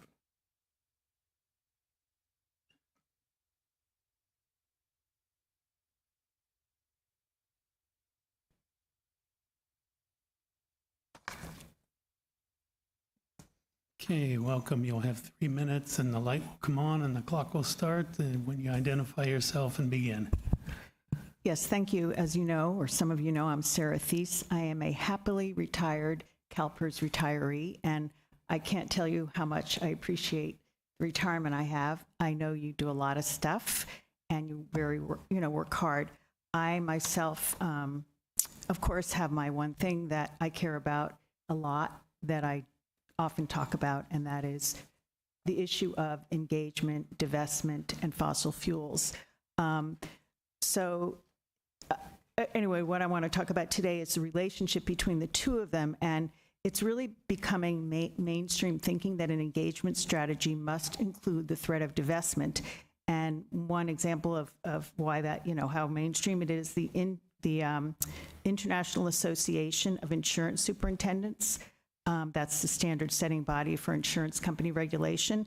They concluded that an effective shareholder strategy requires a clear threat of divestment if performance is unsatisfactory. And it was interesting to me to hear the Climate Action 100 report, because when I looked at Climate Action 100, they had in the fall done a report that said even targeted companies with net zero commitments have not developed or implemented credible decarbonization strategies or plans, and are not on track to align with the Paris goals. So I don't know what there's a big gap between what I read from Climate 100 and what was reported today. So I can't really say anything else about that, but I was surprised at the report. It's clear all the oil majors continue to explore and drill. So, that goes to the second point, which is, engagement is not working. It's not working in the timeline that the planet needs. You might remember that last December, the House of Representatives Committee released its findings of a 2-year investigation of the fossil fuel industry. Documents from the companies showed that for decades they had worked to deceive the public, undermine the credibility of climate science and scientists, mislead the public by advertising a commitment to clean energy, even as it invests in fossil fuels, and engage in extensive greenwashing with public images, promises and actions they knew would not meaningfully reduce emissions, even as they are moving to lock in continued fossil fuel production for decades to come. And as one member of the committee put it, it was a successful PR strategy. The cynicism was breathtaking, and unfortunately, it was quite successful. So the climate disaster is at a point where really it's too late for engagement. So I really urge you to begin to divest. Thank you. Thank you. Next, we have Al Darby. Oh, there he is.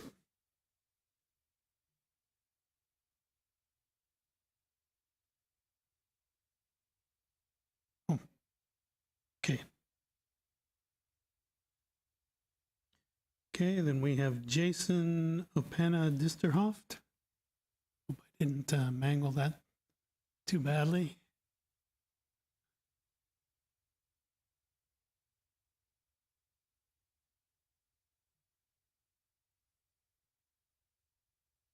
Welcome, sir, and you'll have 3 minutes. The time will come up when you identify yourself and start your presentation. Hi, thanks. My name is Jason Opena-Disterhoft with Majority Action, an advocacy group focusing on systemic risks to shareholder value and proxy voting tools to mitigate those risks. Thanks for the illuminating presentation on CalPERS' vital stewardship work and the committee's really deep engagement on this issue. We appreciate CalPERS' leadership in acknowledging that climate change is a top threat to the fund's primary mission of paying benefits to plan participants, and fiduciary duty demands a robust strategy to bring portfolio companies into alignment with the Paris Agreement. As acknowledged, one of the most powerful tools is holding directors accountable at climate laggard companies. So members should be pleased with the new steps that were announced today, continuing CalPERS' leadership on this score. As we documented in our report on Climate Action 100 Plus signatory voting In 2022, CalPERS flagged 6 directors at misaligned companies, 3 times as many as any other investor. It also opposed more directors overall year on year. So in support of CalPERS' efforts to mitigate climate risk, we do see an opportunity for the fund to fortify its board accountability work going forward. Our data indicates that in 2022, CalPERS voted in support of the entire board at 8 of the 25 most climate misaligned companies in the S&P 500. That includes 4 key companies from the oil and gas sector, which, as MSCI has shown, is on track for a 6.8 degree temperature rise, and it includes 4 utilities in a sector on track for a 3.4 degree increase. So from our vantage point, CalPERS may want to join 2 peer US pensions who supported 0 full boards at those companies. So we'd like to offer 2 opportunities for strengthening this work.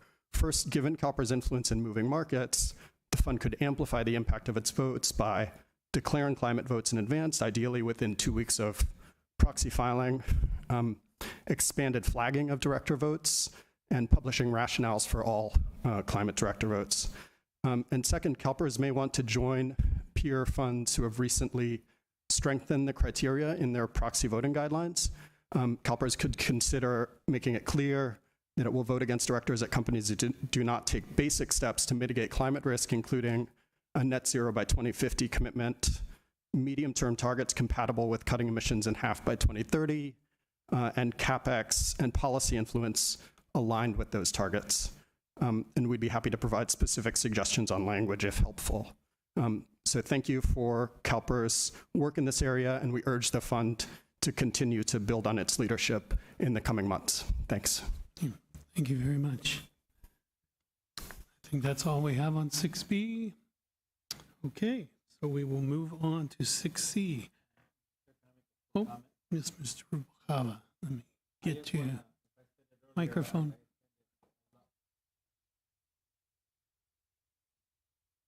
There you go. Have the floor, sir. Thank you, Mr. Vice President. As I said earlier, I was fortunate enough to attend my first CII conference along with Mr. Frank. And I was very pleased to have a lot of materials available. I too have those reports from Majority Action, and I appreciate Majority Action and all the activists that participate in this sphere of influence, if you will, trying to be responsible, speaking for the stockholders, I guess. And I'm glad we had an opportunity to hear from our public testimony. So appreciate all this more and more every day. Thank you. Sorry. Thank you. So, okay, moving on. 6C, CalPERS Trust Level Review, our consultant reports. Good morning. Tom Tote with Wilshire Advisors. In your board packet, we've included Wilshire's Trust Level Performance Report, which includes a few slides on the market environment to provide some context around portfolio performance. Heading into 2023, we started to move past some of the investment risks that presented pretty unique diversification challenges from a portfolio construction perspective.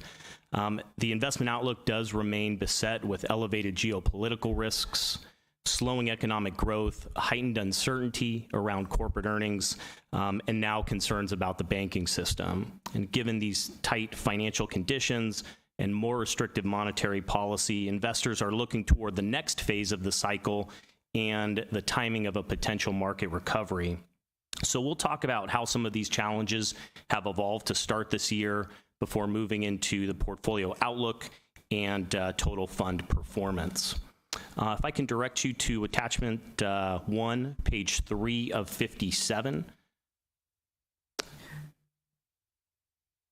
This shows the significant growth in the Fed's balance sheet from less than $1 trillion pre-global financial crisis to $4.5 trillion in 2014 to a high of almost $9 trillion in the aftermath of the pandemic, and it currently stands at about $8.5 trillion.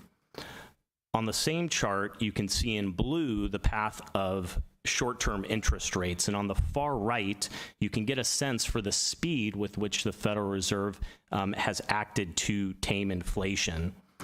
On the next page 4, you can get a sense for what that pace looks like in comparison to prior tightening cycles.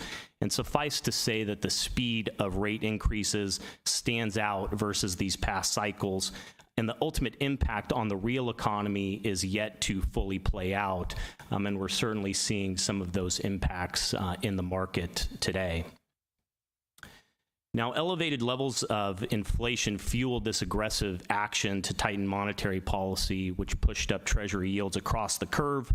This in turn weighed on investor sentiment and led to a meaningful retrenchment in equity valuations. Just this last week, we were offered a sharp lesson around risk in the current environment with the collapse of Silicon Valley Bank and others, which over the weekend resulted in a Federal Reserve program to support bank withdrawals and provide deposit guarantees. I think there are 2 lessons worth highlighting for the board. One is the value of diversification. As company or sector-specific investment concerns can rear their head in an unpredictable way. And consistent with investment belief number 6, the CalPERS portfolio is diversified across many distinct risk factors to help mitigate these company or sector-specific downside risks. The second is the value of liquidity management, which in many ways appears at the heart of some of the banking collapse. And this is a risk that CalPERS has executed on successfully during a particularly challenging market environment. If we can turn to page 5. At the start of the year, the market had increasingly priced in a more moderate pace of rate hikes as measured by the red line. You can think about that as market expectations for the path of interest rates. This was in contrast to Federal Reserve communications that interest rates were going to stay as high as necessary for as long as necessary to tame inflation. That would be the blue line on that chart. This year, we have repeatedly seen investor sentiment shift between optimism and pessimism that peak interest rates are in sight. This was positive for assets in Q4 of 2022, which we'll see in the performance report, and the first month of 2023. In February and the start of March, market expectations moved closer to the Federal Reserve, and you can see those market expectations shift in the green line. This led to a pullback in asset class performance over the last few weeks. And as it happens, we are in the midst of another reevaluation of the path of interest rates, literally as we speak, as those expectations have once again shifted down. You can see on page 6 that fortunately we are beginning to see a reprieve in inflationary pressures with declining commodity prices, improvement in supply chains, and some falling demand for goods. But inflation remains much higher than the Federal Reserve's 2% target. On the next page, you'll note that labor markets remain tight, which is supportive of wage growth, but is also potentially inflationary. And it's this balance between economic activity and inflation, which is a delicate one that the Federal Reserve is striving to navigate.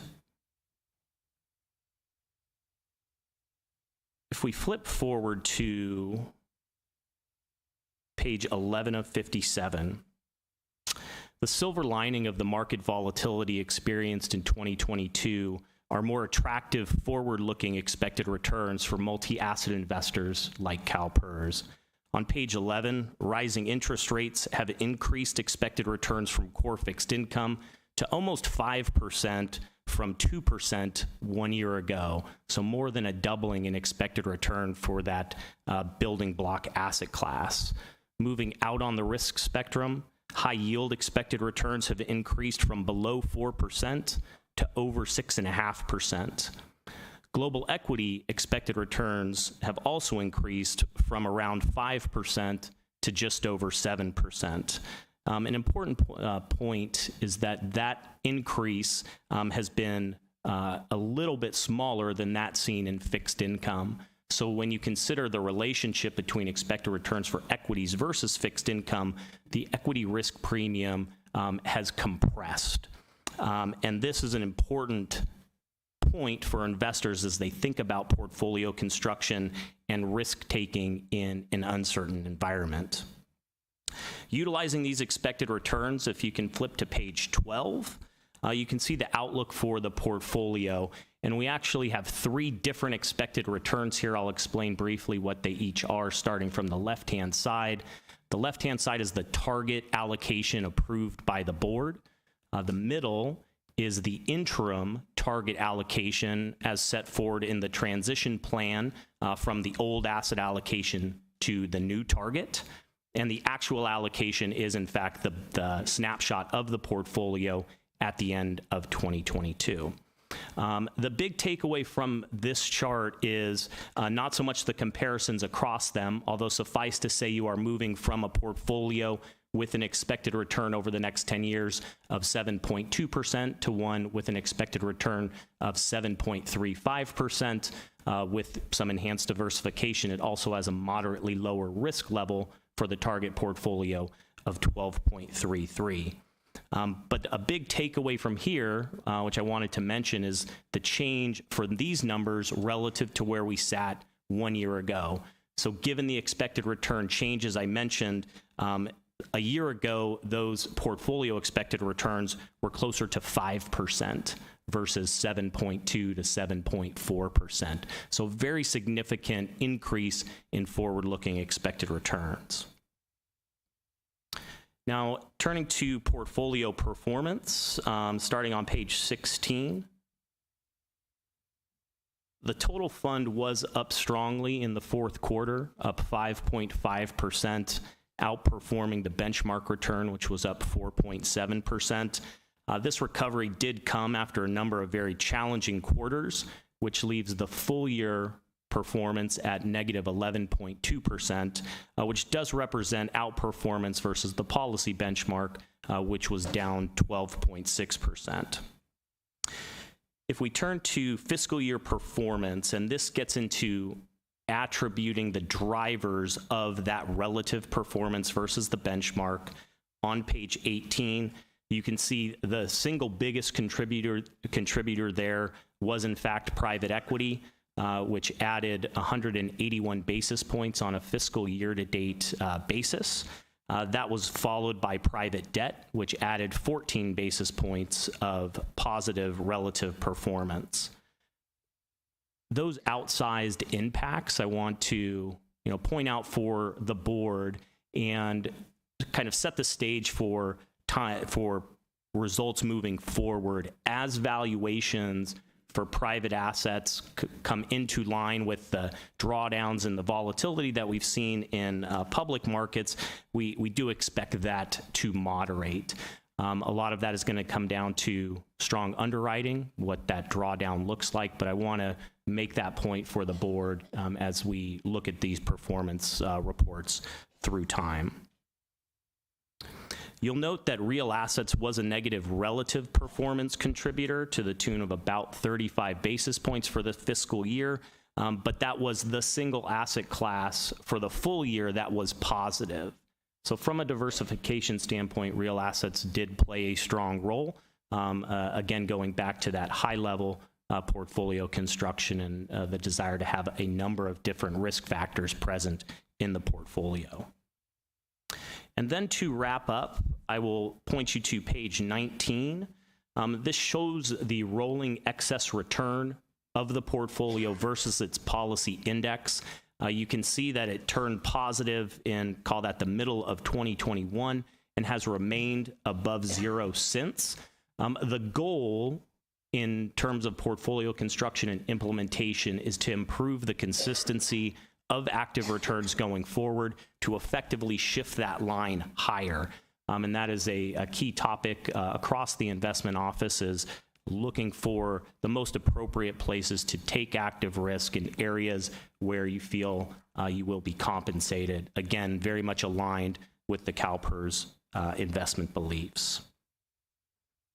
And then on page 20, we don't just want to focus on returns, we want to look at risk as well. This is one measure of risk, admittedly imperfect, which is rolling tracking error or active risk. you can see that that active risk line has moved higher moderately after bottoming at just under 1%. It currently sits at just under 2%. But for the board, important to keep in mind that that is well within reasonable levels of total fund active risk. And on a related note, the actionable tracking error, which you'll see mentioned in your materials, sits at 10 basis points. And this is, for the benefit of the board, this is active risk, which is directly controllable by staff actions. So it's not impacted by the differences in valuation between public and private markets, for example. So at 10 basis points, that's well within the 1% limit set by the board. So there is room to increase that in a thoughtful and judicious way in the current market environment. And as you think about investment broadly, it is nice to have room to add active risk when there's uncertainty in the market. So with that, I will stop and see if there are any questions from the committee. Thank you very much. And there are. I'll start with Director Pacheco. Thank you, Tom, for that wonderful presentation, as always. So my question is on page 16 of 57. I noticed that the real assets and the private equities were the top performing asset classes in 2022. I'm curious, what are the near-term challenges facing those asset classes in particular? If you can elaborate on that. I'd be happy to, Mr. Pacheco. So for private equity, I think that the challenges from a mark-to-market standpoint is one of valuation. At the end of the day, as you think about economic drivers for private equity, they are subject to the same economic strictures as public equity, but they are not valued in the same way, minute by minute, every trading day. So they just tend to move more slowly. So I think that valuation component is going to flow through across time, and it'll be a mix of both if we get a recovery in public markets, that's how they could sort of come together through time. I do think it's important to point out that as we look at performance comparisons, if we look at the 10-year number for private equity, it has been very robust, a significant premium over both the policy benchmark with a return of 12.4% versus a benchmark of 10.8%, and relative to public equity, which had a return of 8.5%. So those are the most pertinent performance numbers on here for those less liquid asset classes. But in terms of the, say, upcoming challenges in terms of mark-to-market, I think valuation is one for private equity. For real assets, it's related, but I think there are a lot of underlying, and we actually talked about this a little bit in the last discussion, the demand for real estate and the composition of that demand is undoubtedly shifting, and that's going to take some time to play out through the portfolio's valuation.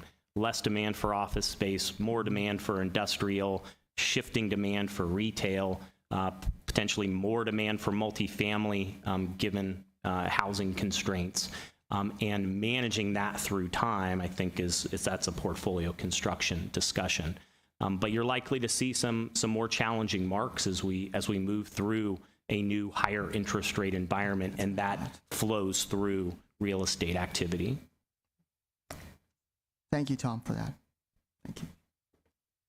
Okay, I'm not seeing any other requests to speak. Oh, no, I am. Director Palkey. Hi, thank you again for the report. In a scenario of cause and effect, does the dramatic increase in interest rates over the past 12 months change how we should view bonds in the asset allocation? And then how would that, if so, how does that change how we view asset allocations moving forward in the future? Mr. Palkey, great question. So the straightforward impact is that looking forward, expected returns for fixed income are meaningfully higher. In other words, from a strategic asset allocation perspective, the utility of utilizing bonds is much stronger. In addition, from a diversification and a risk perspective, there is room for interest rates to act as a buffer for riskier segments of the portfolio. So there's utility on both a risk management from a risk management perspective and from a return perspective relative to where we were 12 months ago. Now, as we think about the targets for the current portfolio, the PERF portfolio never dramatically reduced its exposure to fixed income in a very significant way. And by significant, I mean moving from, let's say, 25% core fixed income to 10% core fixed income. So the value to increasing fixed income from here doesn't really exist in my view. I do think it was this discussion was part of the asset allocation process in the last go around and will be part of the mid-cycle review where it would be appropriately reevaluated based on where market or expected return assumptions sit at that point. As it stands now, given the target asset allocation, you do have a reasonable level of fixed income within the portfolio to take advantage of that higher utility I referenced at the outset. Thank you. Of course. Hey, I've got Lynn Paquin. Thank you. Thanks so much for the presentation. I'm just curious with the ongoing volatility and we discussed a little bit about the events this past weekend with the regional banks. Do you have any concerns about the portfolio's liquidity at this point or about the use of leverage? Ms. Paquin, the short answer is no. I think that because, and this is a great example of planning and then execution, because the liquidity dashboard has been in place now as a liquidity management tool for quite some time. It can be, you have time series of data looking at coverage ratios in stressed environments. Not surprisingly, this would qualify as one of those stressed environments and has not run into challenges from a liquidity management perspective that I'm aware of. Now, could other issues crop up? I believe it's possible, but because of the coverage ratios that the liquidity dashboard illustrates, you have room there to the point where you're not in a position where you're a forced seller of assets. And that's what's really important, being able to maintain your investment portfolio through volatile environments, potentially even take advantage of those volatile environments, and then come out the other side with higher levels of expected return. So the short answer to your question, Ms. Paquin, is no. I don't anticipate challenges as a result of this weekend's events. Well, thank you. And what about the use of leverage as we see interest rates continuing to remain high? Has that changed the strategy at any point? So strategically, no. I don't believe it changes the strategy. But tactically, if you think about the shape of the yield curve, and given that it's inverted, i.e. short-term interest rates are higher than long-term interest rates, that does play into the calculus of borrowing. Because when you're borrowing, you're generally borrowing towards the short end, and assets that are being purchased tend to have longer duration. So from a tactical implementation standpoint, on a day-to-day management basis, leverage looks a bit less attractive than it did previously. But strategically, and this again is a multi-year time horizon, the benefits of leverage from a diversification standpoint should hold as the interest rate environment normalizes, whether that's with shorter term rates coming down to where they're below longer term rates or the longer end moving a bit higher in order to get that upward sloping yield curve. Thank you. Okay, I'm seeing no further questions. Thank you very much. Very good. Thank you all. Appreciate it. Great report.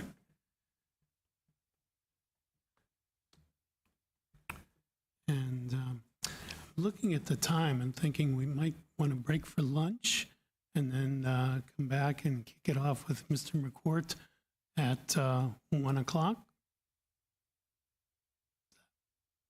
So we will be in recess until 1 o'clock to have some lunch and then come back in on the rest of item 6C because it's been over 2 hours now. that we've been at it. So see you all at 1 o'clock.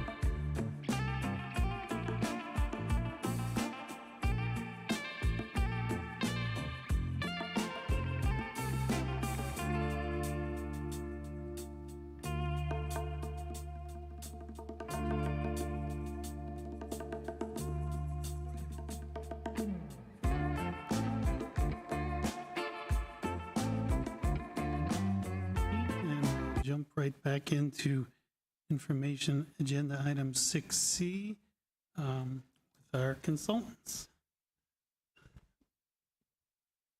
Great. Thank you, Chair Miller, and nice to see everybody.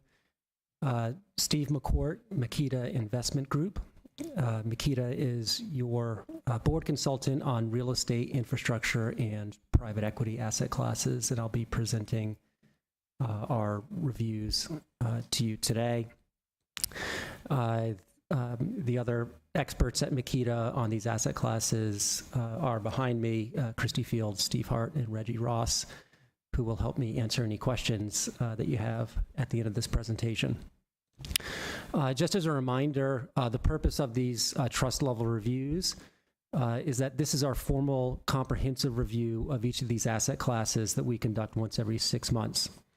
But it's important to note that we're in constant communication with your staff, and you can expect that we'll communicate to you any material observations, concerns, or recommendations in real time, and not wait for these 6 month reviews. For efficiency, I verbally summarize the reviews, and as mentioned, Christy, Steve, and Reggie will help me answer questions. First report I'll go through is the private equity report that is presented in your packet in item 6C, attachment 3.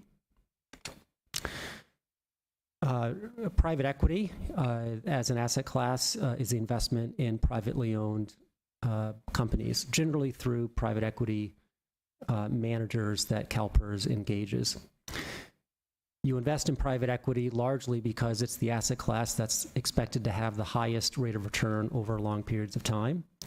And in your case, that expectation has been met. CalPERS' approach to the private equity asset class is one that includes significant diversification within the private equity asset class, invests predominantly through fund vehicles, which themselves affect diversification, and in recent years has emphasized more investments in customized investment accounts and co-investments, which are lower fee, lower expense modes of investment in the asset class. As a reminder, private equity as an asset class had its target allocation of the fund increase from 8% to 13% in the last asset allocation review. And your staff has been in the process of meeting that new target allocation over time. Risks in the asset class include leverage, illiquidity, execution risk, and headline risk. I'll summarize the review quickly. From a performance perspective, returns have been very strong. Over the last decade, your private equity portfolio has returned 12.4% per year, exceeding its benchmark index over that time period. Over the last 1 year, you'll note from your report that your private equity asset class, while being down 2.3%, exceeded the return of the benchmark by 17.3%. And as was highlighted in the previous presentation to you, much of that difference is a result of your benchmark in private equity being a public market benchmark, and private market assets have been slower to adjust valuations to the reality of higher interest rates in the economy than the public market is.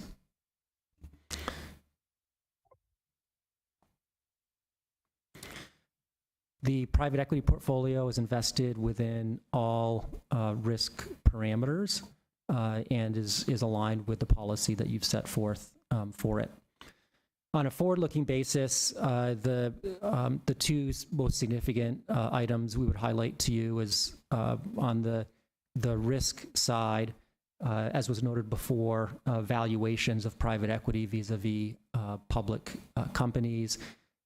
There's clearly, after 2 years of the private equity asset class outperforming public equities by a significant amount, some gap between private equity valuations and public equity valuations.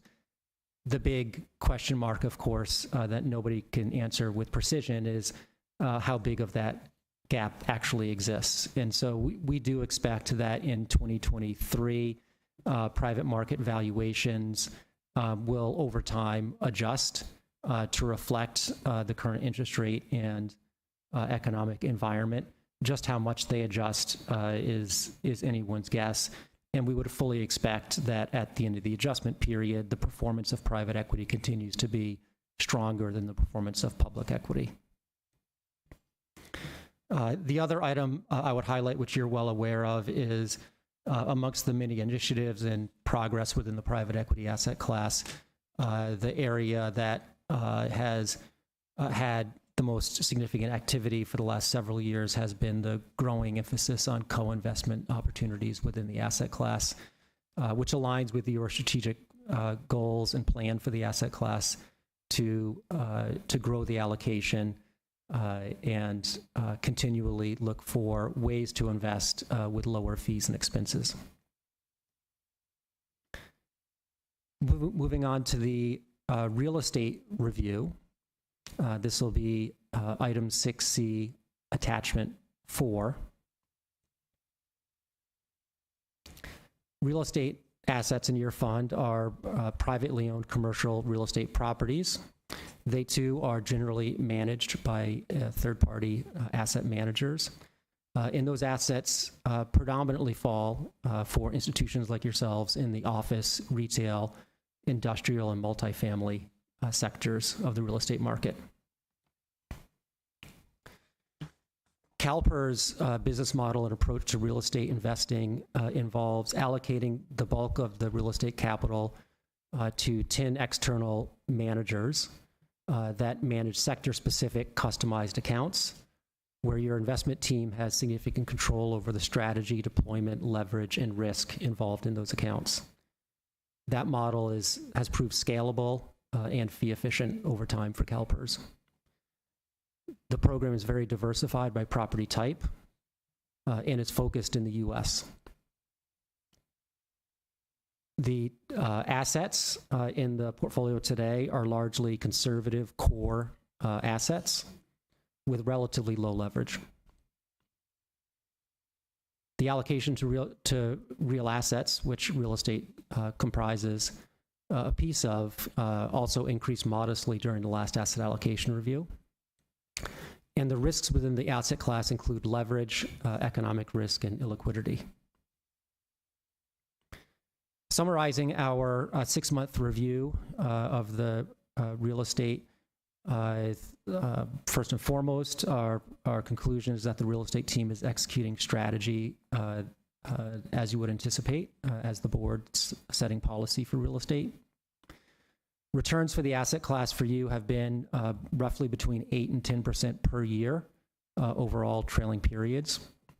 In fact, all of these private market asset classes have returns of roughly 10% or higher over the last decade. 2022 and so far in 2023, and we think probably in 2024, real estate is one of the more interesting asset classes across the capital markets, really for 2 reasons. One, arguably no other asset class was impacted in such a significant and structural way by the pandemic than was real estate. The pandemic changed the way people work and live in ways that are structural for the asset class. Also, as much as any other asset class, real estate has been impacted by rising interest rates. Both of those factors have been recognized fairly swiftly with real estate properties and companies that trade publicly, but they have not been recognized swiftly by real estate managers and their funds that operate in the private markets. And as a consequence, you saw in 2022, real estate returns strongly positive, and obviously valuations not just stable, but increasing throughout the year, despite the fact that interest rates were rising and fears of a recession were growing. Again, like private equity, we would think that over the next 12 to 18 months, there'll likely be some rationalization of valuations within real estate. Like private equity, as real estate valuations become rationalized and assets are repriced in the marketplace, it's hard to know, hard for anyone to know exactly where real estate values will end up when the dust settles, when transactions start happening in the marketplace again. For the meantime, your portfolio is very diversified across sectors, very diversified across all elements that one would be concerned with from a risk perspective, and is in a very strong position relative to where many institutions saw their real estate portfolios prior to the last major recession, the global financial crisis. In terms of forward-looking risks and opportunities, the major risks that we see in the short term relate to valuations and in the real estate sector. Those are referred to as cap rates. Generally, we and everyone else in this industry do expect valuations to contract as we go through the year somewhat. Structurally, there's risk and uncertainty around those pandemic issues I alluded to. Exactly how our business is going to be using office space over the next decade, exactly how our store is going to be selling goods over the next decade. The answers to those questions, will be a big part of the decisions that your team makes on your behalf going forward. The final asset class I'll review is infrastructure. This is attachment 3. Infrastructure, you'll recall, was folded under the real assets asset class several years ago. Infrastructure investments are investments in privately owned infrastructure assets. These are largely assets in the energy and renewable space.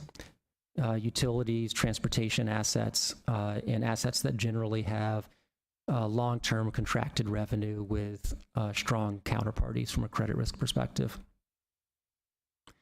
Institutions like CalPERS invest in infrastructure because it tends to be a defensive asset class relative to others, produces cash flows, and it has a time horizon of the assets that's aligned with the time horizon of liabilities of defined benefit plans, multi-decade in most cases.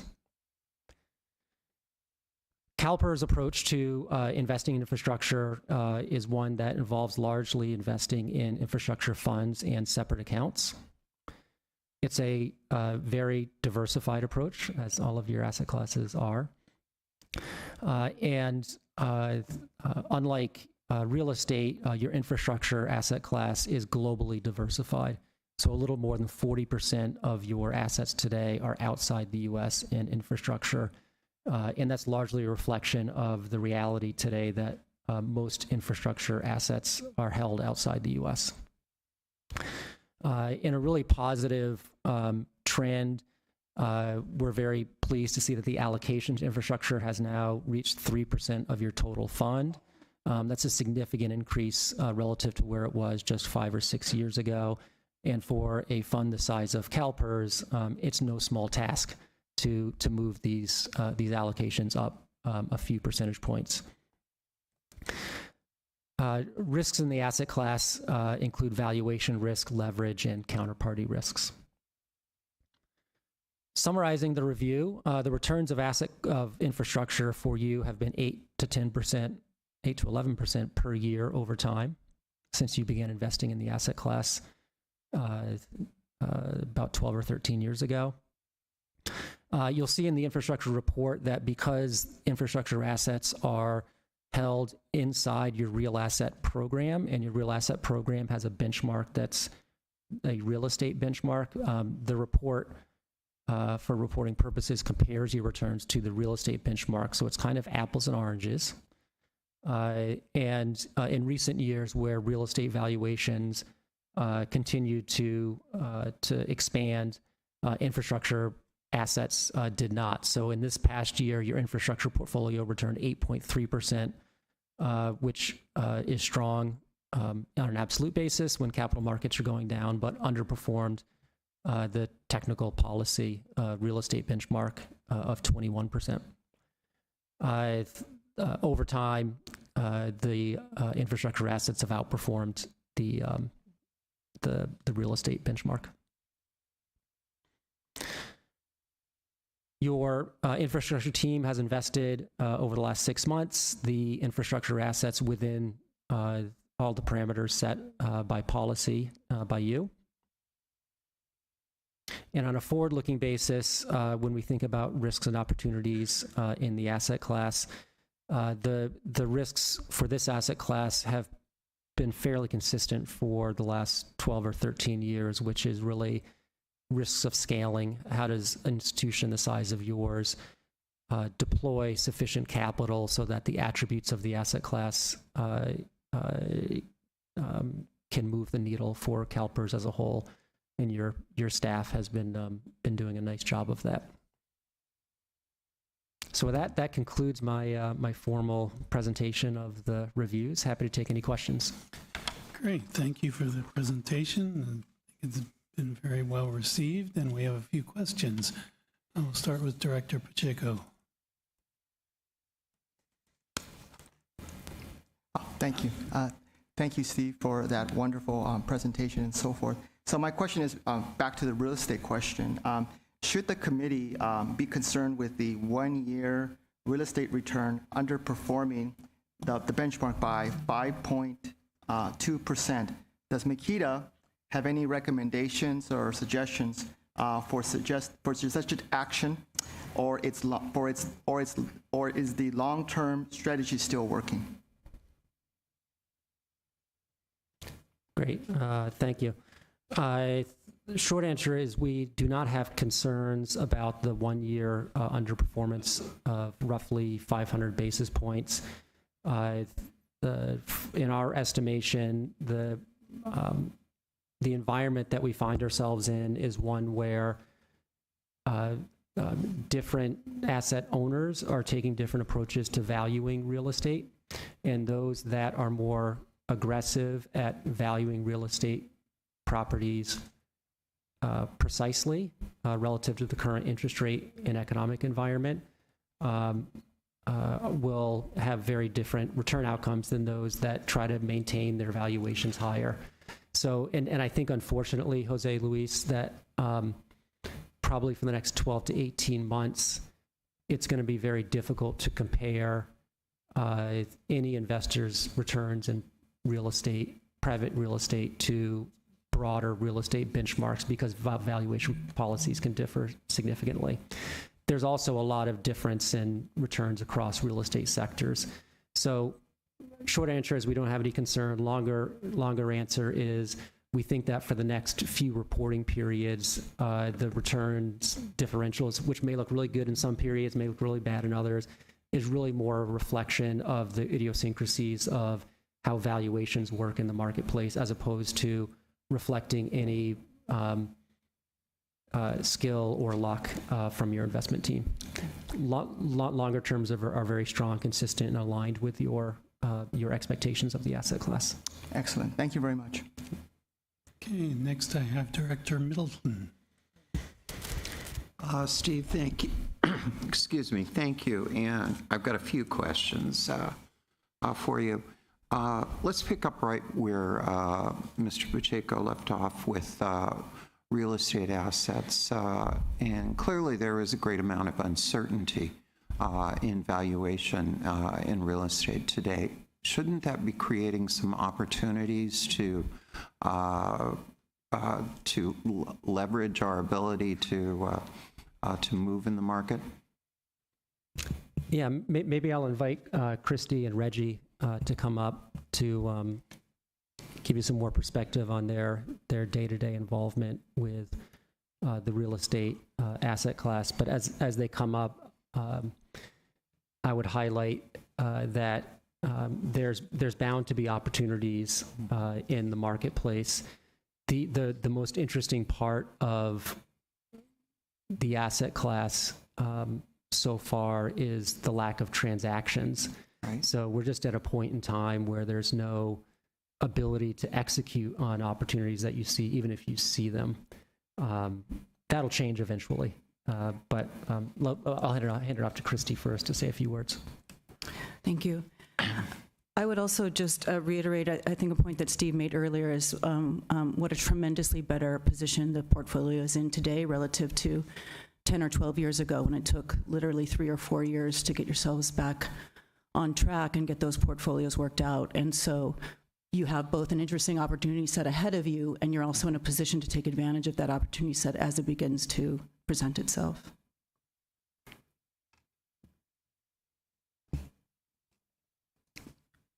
And the one thing I would add is, for an organization like CalPERS that has the ability to buy properties without using leverage, without using debt, so you are going to be, and your teams are going to be able to take advantage of owners who have broken capital structures, need to refinance their debt, but can't get borrowing from a loan, from a bank.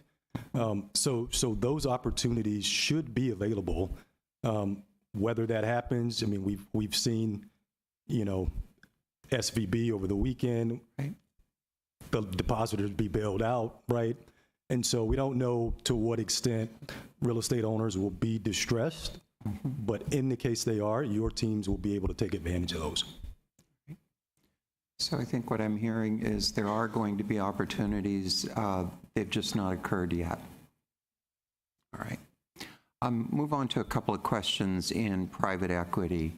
We're trying to move from an 8% to a 13% allocation. Are you satisfied with the pace of growth that you're seeing? Yes. Your allocation has grown for 2 reasons, and Nicole can probably tell you within a few basis points the contribution of each. One has been the increased volume of private equity commitments that your staff has made over the last several years. And just to give you a general sense of that, 7 or 8 years ago, your private equity staff was allocating about $4 billion a year to private equity opportunities. Now you're 12 to $15 billion a year-ish. So they're executing at a much higher volume than they were before. And as those commitments get called over time, the dollars you have invested in the asset class increase. Also, what's happened at the same time is what's referred to as the denominator effect. And private equity at its current valuations has monumentally outperformed public stocks and bonds for the last 2 years. And so your allocation has increased meaningfully because of that as well. So we'd rather it increase while public stocks go up, and but the denominator effect has elevated the allocation even beyond where I'm sure staff's expectations were at this point. Does that argue to you that we should be re-examining whether or not 13% is the right allocation given this market? And does it have any impact on what you think our pace of growth should be in private equity? So two separate things from a strategic perspective. One of the reasons that CalPERS historically has had the private equity target allocation it has over time is CalPERS' ability to deploy capital in the marketplace. And so as CalPERS finds ways to deploy more capital efficiently in the marketplace, that limit of scale becomes less present. And so it allows you to think about higher allocations.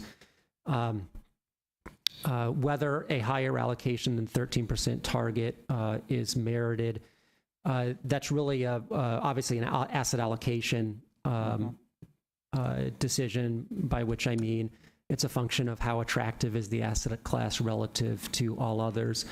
And since liquidity was brought up in the past, almost certainly the constraining factor on private equity and real estate and infrastructure tends not to be the return expectations or risk in the asset class. It's really the illiquidity that CalPERS can afford or not over time. And so to the extent that CalPERS considers higher allocations to private market asset classes, that analysis should be married closely with liquidity stress testing and liquidity analysis. As we try to deploy more resources in private equity, are you satisfied that we have the internal capacity to grow? Yeah. Obviously, a new head of private markets was announced this morning, which is a great leadership position. We're aware of efforts within inside the private equity team to elevate the leadership within the team and also continue hiring more people to do the work to get the allocations up. So it's something we have our eye on closely. For now, I'd say that we're satisfied that the team, as it currently consists, is able to execute the policy well. All right, thank you.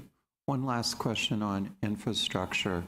With the Inflation Infrastructure and Jobs Act that the federal government has put into place, does that, in your mind, create some additional opportunities for American-based infrastructure projects? And do you see that as an area that we should be growing our investments? Yeah.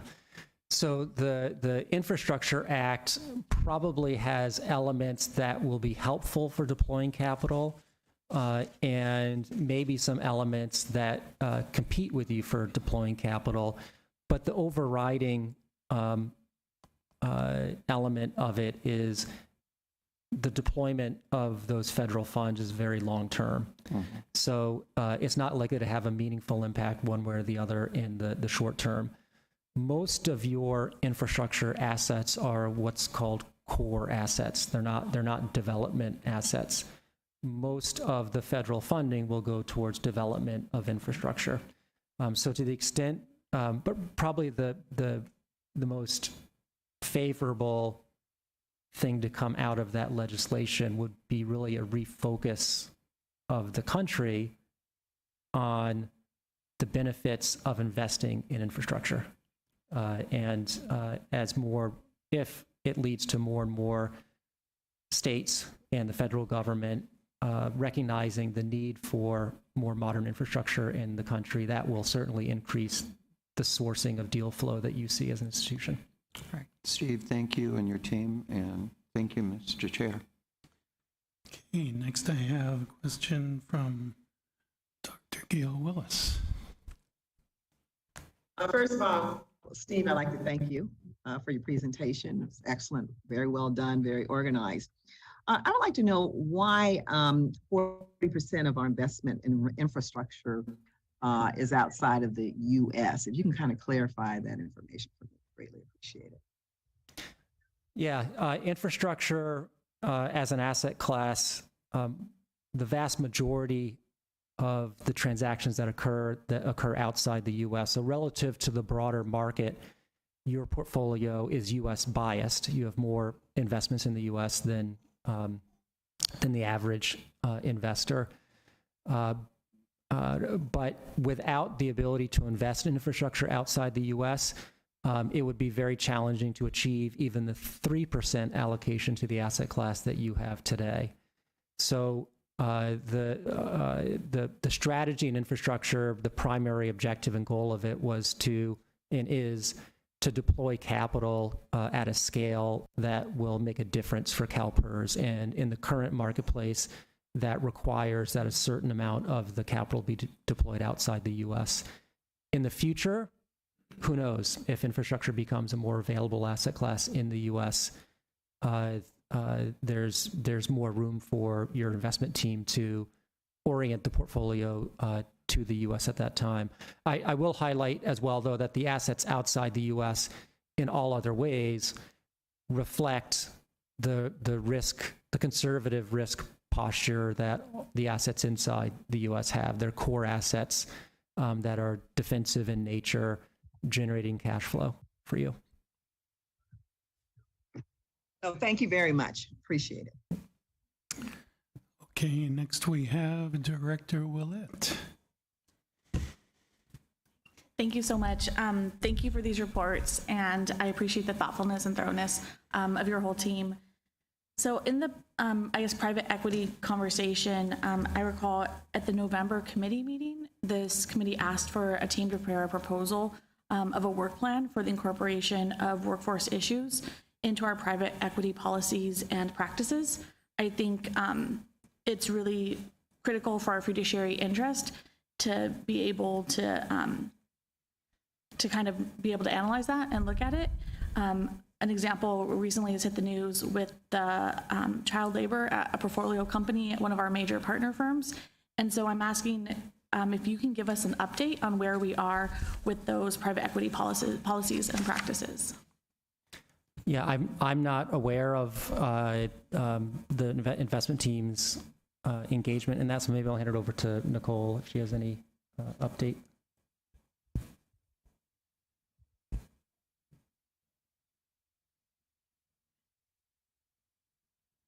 Right. Yeah, sorry, Melissa, I was just clarifying if this is the RCP question that we had at the last board meeting in our incorporation into private equity. Is that correct? Yeah.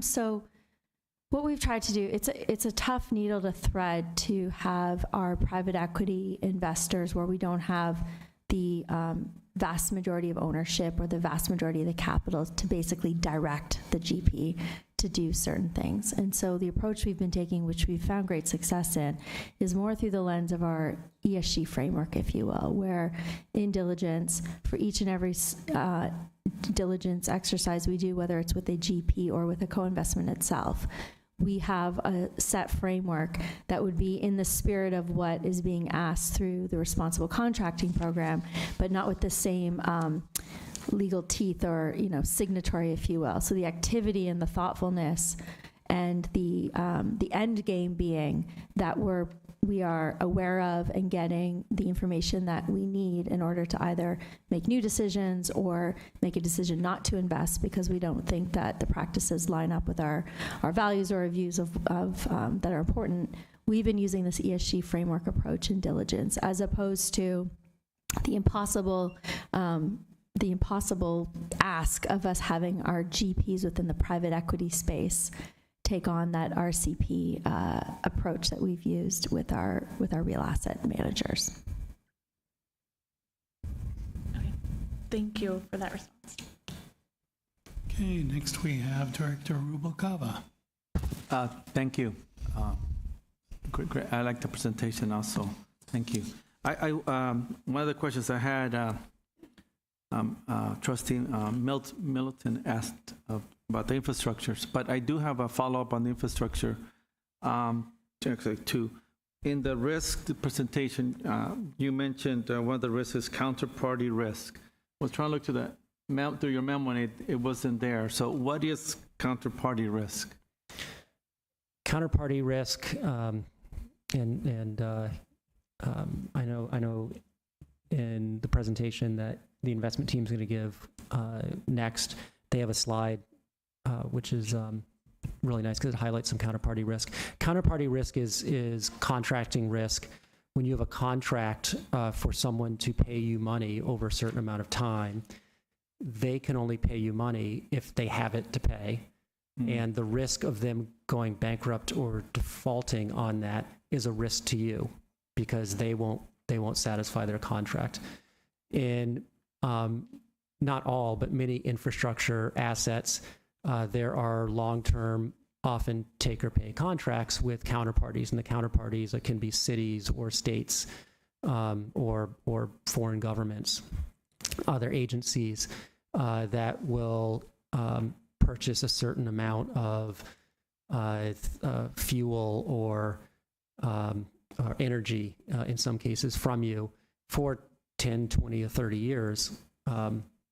They will guarantee you a stream of revenue, but that guarantee is only as good as their creditworthiness, and their creditworthiness is what we describe as counterparty risk.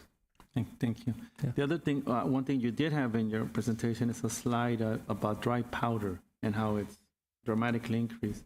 Do you see that increasing, continually increasing, or you think there will be a point where things will again provide opportunities? I mean, I know it's only 3% asset of the total fund, but it seems like this is something can't go forever. I mean, especially as Milton raised the administration's Federal Infrastructure Act and things like that. Yeah. I've been doing this a long time. I've never seen dry powder come down in the private markets. I think there's a significant amount of demand. I know there's a significant amount of demand for infrastructure and private equity and real estate from all institutional investors. And there's only a limited ability to deploy that capital at any moment in time. And to the extent that that demand exceeds the supply, you have elevated levels of dry powder. So my guess, Mr. Rubalcava, is that the dry powder will probably continue to increase over the next several years. And it may increase, up until institutional investors have kind of reached their natural equilibrium of allocation that they can make to these illiquid asset classes. Okay, thank you. And my last comment, and also like request, Mr. Chair, is one follow-up on Ms. Fullett's statement on private equity. And I think that the question is not how much, I guess it was a question about what the ESG framework is, but one thing that I think I raised at the last meeting is that there needs to be I'm not sure document is the right term, but we need to promulgate some sort of policy, just like we do on the other asset classes for private equity. And it could be, like you said, there's some challenges, but we should still try to create the language as to how are we going to align with our partners or our fund managers, what have you, around our private equity. Because, we all heard, the sad story about children who were vulnerable because they were undocumented being used to clean slaughterhouses at night. And that's a tragic story, but I don't know that it's that unusual in certain industries and in certain sectors where the private equity tries to say it's not our fault because it's a subcontractor of a subcontractor and we're not responsible. I don't want to hear those stories. So I'm thinking I need to reiterate what I did last time, is that we need some sort of policy, particularly for private equity. And that would be my request, Mr. Chair. Thank you. If I may just respond, again, I just want to make sure there's some clarity and context on what you're asking for when you say policy, because the challenge we have is that we treat our ESG approach with our partners, and I would think of it similar to our engagement. So every single one of our GPs knows that we have an extremely high standard of expectation, or they simply just do not become our partner. The way that it manifests itself is during our diligence process, where we have very specific questions and asks, not only in the moment, but as part of our ongoing monitoring and engaging with those partners. And as you know, those private equity partners come back to us every couple of years for more capital. Those private equity partners call upon us for co-investment opportunity.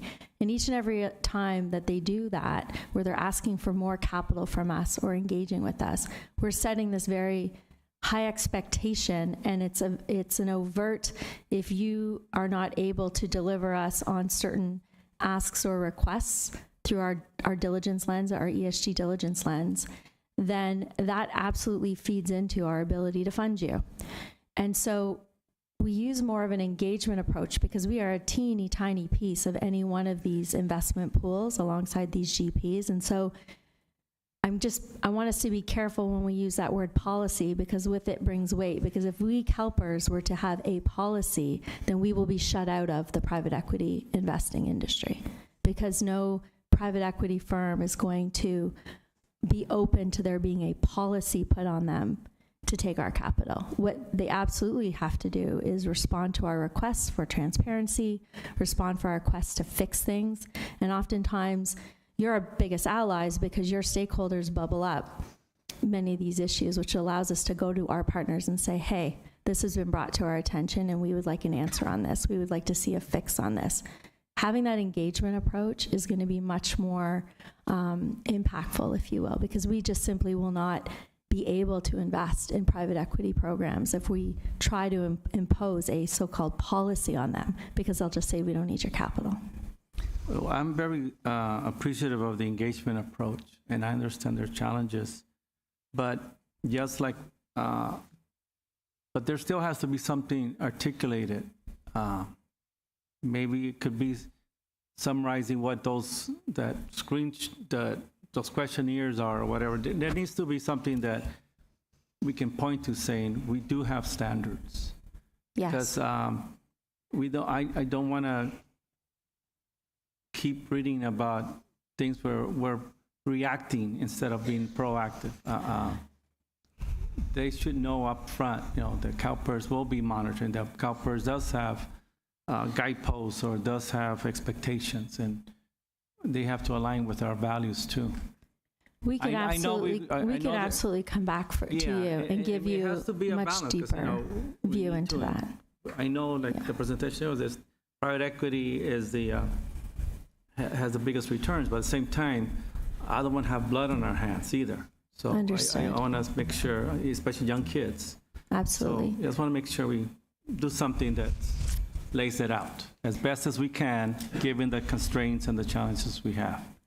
Well, we'd welcome the opportunity to come back to the board and give you a real insight into what our ESG risk framework looks like. Again, I say risk, it's risk and investing, and how we layer that into each of our conversations. And that starts our dialogue. And we'll learn, maybe we're missing an area that you'd like us to dig into deeper as we move forward in our diligence, but allow us to bring that forward, and then let's go from there. Thank you. Okay, thank you. Yeah, let's take that as committee direction. And it looks like I have Frank Rufino. Yeah, thank you, Mr. Chair. I just want to add a quick comment, and I'm not an expert on this, but obviously policy, it's an issue with respect to what was just discussed. And maybe you want to call it expectations. Maybe it's just some general principles, that around things that I think you should be common sense. Forget common sense. I'm not sure what that means nowadays, but some things that we can all agree, like, or even suggesting to our LP, to the general partners and their portfolio company to adopt, such policy. Maybe we don't impose our policy, but we can say the general framework of expectation, we can set that up. So I believe, Mr. Chair, would be worthwhile to engage both our consultant and our staff and input from this board to see if we can come up with something that it could work for everyone under the guidance of Nicole. Thank you, Mr. Chair. Yeah, the good news is we're not starting from a standing start, because there's been just incredible work done by the Institute of Limited Partners Association, ILPA, we often refer to them. And for years now, they've been very focused and engaged on all areas of the E and the S and the G. And they have very specific frameworks that each of us limited partners adapt, evolve, et cetera, and use. And so maybe we take this in phases. We come forward with the tools that we have at our disposal. We layer on the additional things that we as CalPERS have been using in our own framework and open the dialogue and go from there, if that makes sense. Is that a comfortable next step? Okay. And I thought I had somebody after Frank, but I'm not seeing anybody. Did I lose somebody here with the... Okay. I think that about wraps it up then. We have a public comment on this item, but thank you, everyone, for your presentations and your thoughtful responses, and really appreciate it. Thank you. And we have public comment on 6C from Alyssa Giacchino. If you would come down.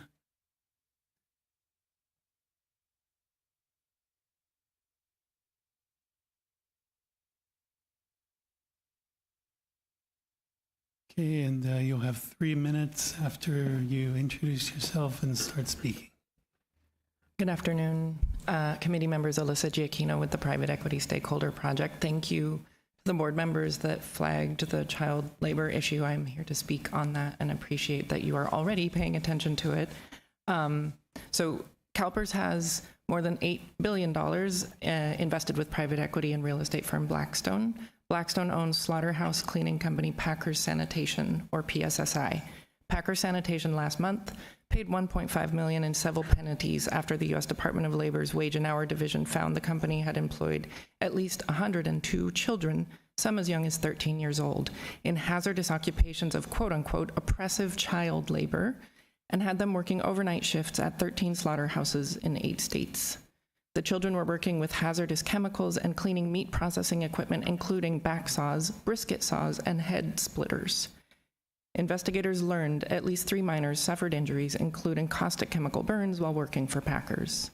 Quote, these findings represent a systemic failure across PSSI's entire organization to ensure that children were not working in violation of the law, the DOL said. The DOL alleged that PACKERS Sanitation also interfered with an investigation by intimidating child workers to stop them from cooperating with investigators. PACKERS also allegedly deleted and manipulated employment files. Blackstone has owned PACKERS Sanitation since 2018. Blackstone senior managing directors Peter Wallace, David Kestenbaum, Vikram Suresh, and Blackstone operating partner Jeffrey Overly recently served on PACKERS Sanitation's board. A year ago, in March 2022, we released a report detailing how PACKERS Sanitation stood out as a dangerous workplace, even as Blackstone has collected hundreds of millions of dollars in debt-funded dividends from the company. Since May 2018, when Blackstone acquired PSSI, OSHA has conducted investigations of at least 4 amputations and 3 fatalities of PSSI employees, including a decapitation. Blackstone has not responded to multiple requests to discuss labor violations at PACKERS. Given that Blackstone has 500,000 employees in the US and around the world, the DOL findings should be a wake-up call about the risks that Blackstone poses to workers and investors. CalPERS should halt new investments with Blackstone until the firm adopts and implements a comprehensive policy to address labor standards, labor compliance, and human capital risks across its portfolio. PACKERS underscores the risk in CalPERS private equity portfolio. Some of you were alluding to that a moment ago. It is not the only case where PE managers are failing to appropriately respond to labor concerns. We urge CalPERS to take further steps to ensure its external managers are accountable for their impacts on communities and workers. Thank you so much. And thank you for your comments. I think that wraps up item 6C. And so brings us to 6D, CalPERS Trust Level Review. Great, thank you very much. I'm going to ask Lauren to join me. Thank you, Lauren. So this is the new version I referred to in my opening remarks today of our trust level review. The approach we thought we'd take today, since we've had great presentations on macro in general, we're hoping this is going to be a very open session for questions. I've chosen maybe a dozen or so slides for us to focus on just to give a little bit more detail on our specific performance. But we'll keep this interactive. I've asked Lauren to come up to give an overview through the macro lens initially, and then I'll, as I said, go through a few slides. The idea here is that I refer to it in my opening remarks as, gives you an opportunity to be in our kitchen, and what I mean by that is we want to give you insight into what we're thinking about, not only what happened, but going forward, different strategy thinking that we have through the different asset classes, and as well just to keep the dialogue open. We'll have further opportunity during closed session to get into questions as well. So maybe with that, I will pass it over to Lauren to get us started. Thank you, Nicole. Hello, Lauren Rosborough-Watt here, Investment Officer at CalPERS. It's a pleasure once again to be in front of you today, although I have to say it's always a difficult task after Tom at Wiltshire. He does such an excellent job at talking through the key drivers and themes in the market and global economies. My role here today is to talk to you around the macro drivers of our 2022 calendar year returns. And to do that, I'm going to take a step back and remind you of the starting point where we came from, and that is the pandemic 3 years ago now, hard to believe, but it's still impacting us today. From a macroeconomic perspective, and you can see here on this slide, and I've spoken to this previously when I was here last year as well, that the pandemic was an exceptionally large and very rapid external, what we call exogenous shock, and the corresponding fiscal and monetary support was equally historically large. So key economic variables, in this case in the US, but also globally, such as real economic activity, so real GDP, and inflation, experienced significant variability. In fact, the most that we've seen in 40 years. And you can see that on the chart identified in the red oval. So to give some context to the asset returns, because I'm talking, of course, about economics here. So when we were coming into the start of 2022, that's what I call, as I said, the starting point. The US and global economies had sort of come out of this pre-opening boom. And so asset valuations were high across most asset classes. You and I, residential real estate, that one we're familiar with, but of course equities and bonds, a number of other asset classes as well. And importantly, short-dated interest rates, both here in the US, were at or near zero. When we think about what happened over 2022, expectations are a component of that because the market pricing today is based on expectations for the future. And those expectations by both analysts and market pricing was for economic activity to ease back, but there was quite a wide range of expectations around the pace or the path by which that would occur. So what actually transpired? Well, the US and global economies did indeed slow. But there was a revaluation as expectations weren't met, both for growth and for inflation. What we saw was that the pace of growth hastened in the middle of 2022 and throughout the remainder of that year into the middle of 2022 into Q3. Inflation was more persistent than what the market was pricing, and we can talk to two notable events that I'm sure you're familiar with, one being the Russia-Ukraine conflict and the other one being China's zero-COVID policy. And that had an impact both on growth, inflation, and also the variability in inflation. Key here for asset returns also was in 2022, it saw the most rapid tightening of monetary policy since the early 1980s, and Tom spoke to that. And that was globally, not just in the US. Next slide, please. So when we think about the implications for that, we had rising inflation and rising policy rates, and that pushed long-dated Treasury yields higher, and as you know, as yields go up, bond returns decline.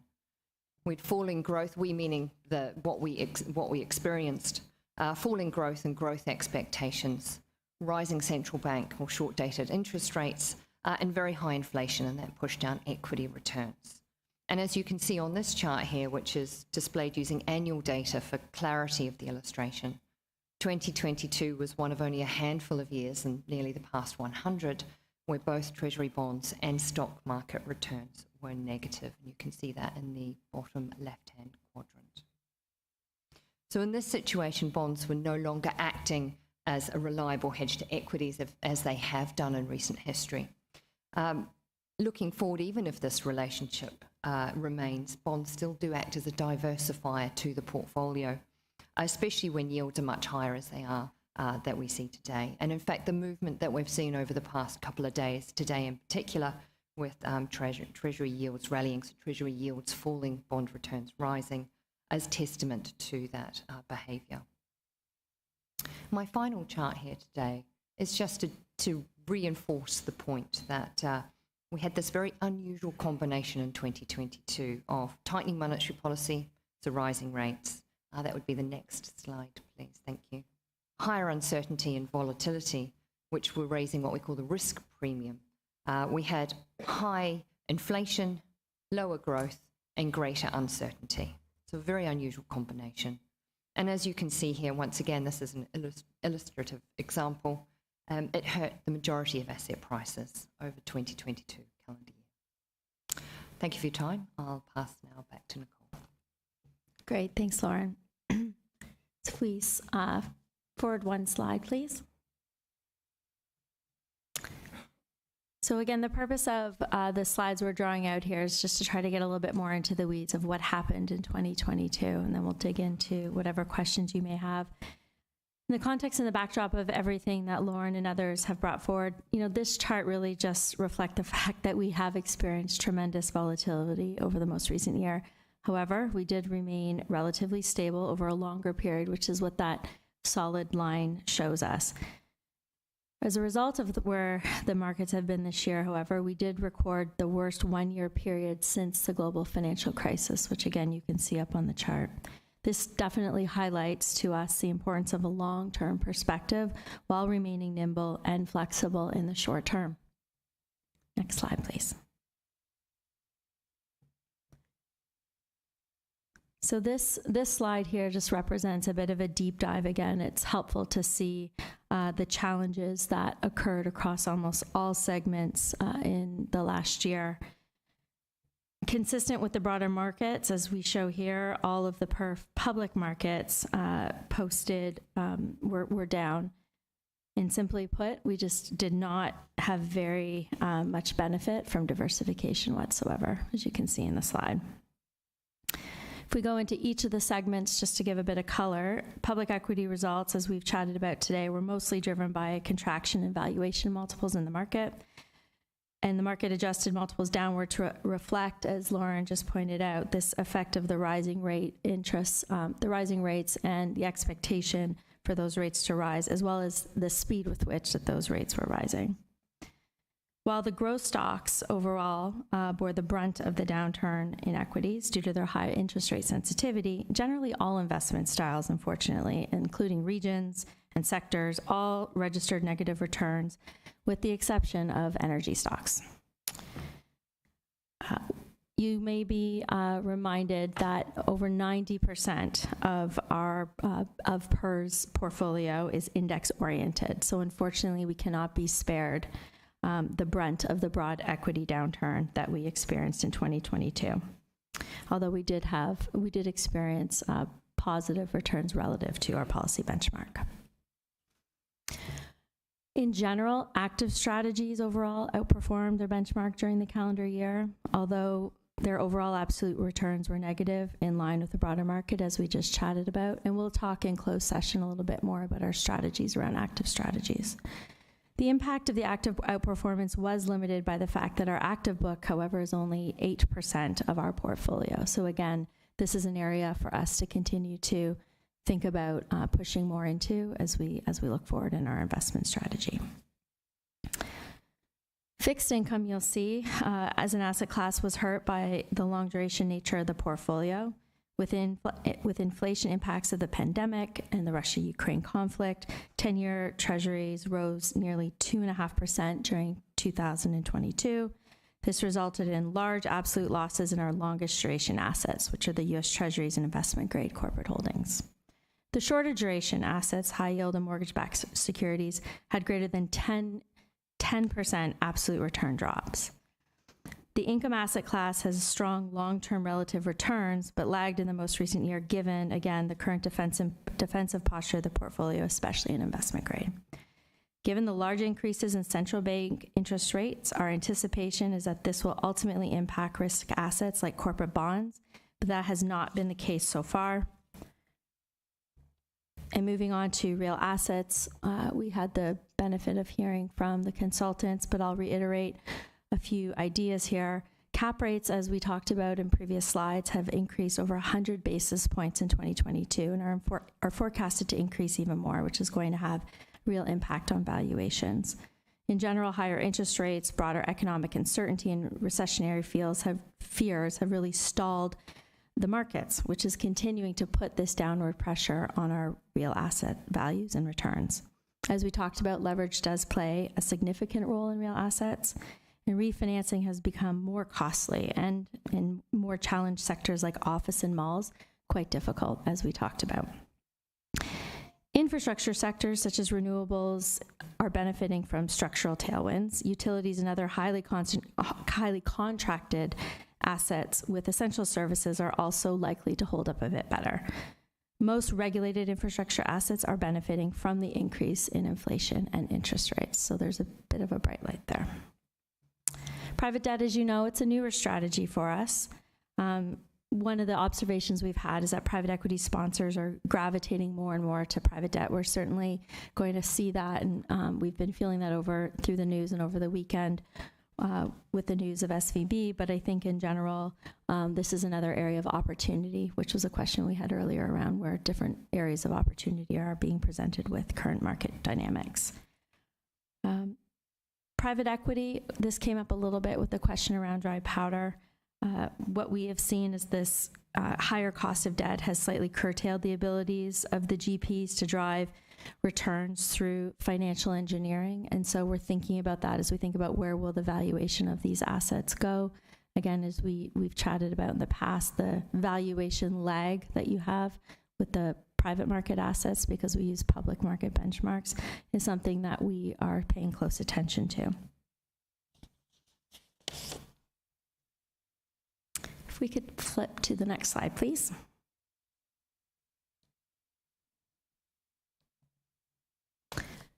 This slide just helps to give context for where the one-year total return contributions are coming from within the policy benchmark.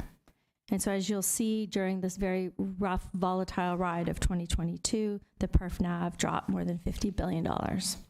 Most of this change in value is driven by the beta, or the asset allocation, which is reflected in the total fund policy benchmark, which returned negative 12.6%. Stocks and bonds account for more than 70% of the perf value, and both experienced losses, as we've just described in previous slides for 22. The public equity benchmark returned negative 16%, and the fixed income benchmark returned negative 18.5%. As we said, diversification really did not help. We did not get to see the benefits of diversification. The real assets benchmark, which we chatted about earlier, returned almost 21% and offset some of the losses. And additionally, portfolio management and implementation contributed about $6.4 billion in value add, bringing the perf total return to the negative 11.2% for the year. We'll remind everyone that this is a relatively short period of time to evaluate returns, but the unusual market conditions, we thought it was a really appropriate for us to take a look at what happened in the markets during this 1 year period. So if we flip the slide to the next page, please, where we can focus on decomposing the impact from our portfolio management and implementation over a 5-year period, which is a more appropriate period to take a look at. Relative to our benchmark, the perf outperformed by 157 basis points in 2022 and 37 basis points for the 5-year period. As we've been pointing out, the largest contribution for this outperformance has certainly been coming from private equity, with a significant portion coming from the most recent 1-year period. But again, I caution the board that we will see movement in those valuations given the lag in the private equity valuations. This brings our cumulative 5-year value add to around $9.7 billion. And over time, we're going to start talking a lot more about value add, and that's one of the education pieces that we will be bringing forward during our board offsite, where we'll talk more about risk budgets and thinking about value add dollars as opposed to just speaking about relative performance, if you will. It's important to note that even over a relatively longer 5-year period, that these value add numbers can really fluctuate rapidly. So again, I think it's an important education piece. And going forward, we expect to be increasing our focus, because of what we outlined today, on active management, and in particular in the private market space. And again, with the announcement of having the opportunity to onboard a deputy investment officer for private markets, my hope is that in short order, you'll start to see us having a lot more interesting activity and more cost-effective ways across the private market space.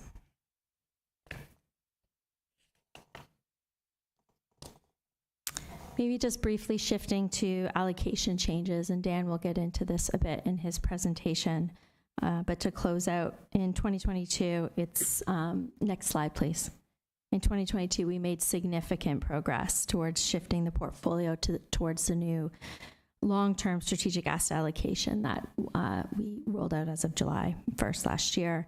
The public markets team, I thought this was an interesting stat. They transacted over $90 billion to better position and diversify the portfolio. We added two new segments, emerging sovereigns and private debt, and we began to introduce leverage as a tool of strategic allocation, which was allowing us to incrementally reduce our reliance on equities as the primary engine of risk and return. Overall, we did see a significant increase in our private asset allocations, and a lot of the activity that happened in the private asset side of things was moving more towards co-investing, which offers a better overall cost advantage. Next page, please.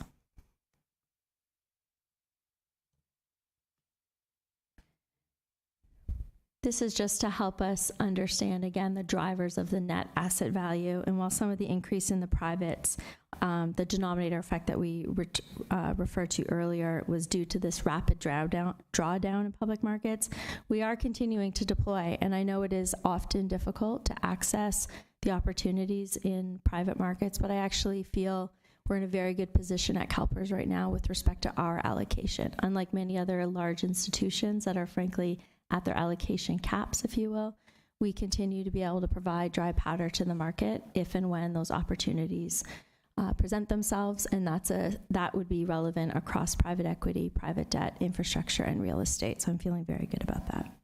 Overall, we contributed just over $30 billion gross into private programs, or $16 billion net of deployments when we take out distributions.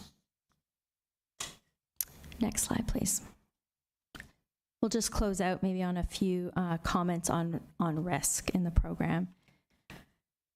As we've discussed previously, equities and more broadly, our assets are sensitive to growth, which remains the dominant risk in our portfolio. So equities and equities that are sensitive to growth. This chart is, we've shown this before, but it basically is a rough simulation of our current allocation through history. It is a sobering reminder that being a long-term investor can entail significant periods of pain, which is what is demonstrated on the chart. But it also highlights that PERF's risk is still very closely tied to the equity markets.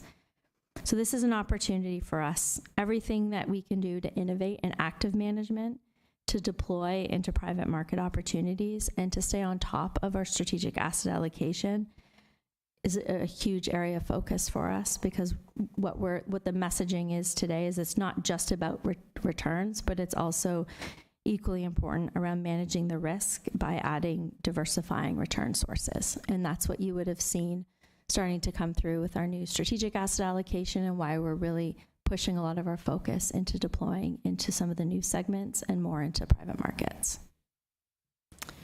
So that concludes my remarks. I thought those were some of the more pertinent graphs to tease out of the trust level review that you received, but we put a lot of content in there, and so more than happy to address any questions that you might have from the report itself.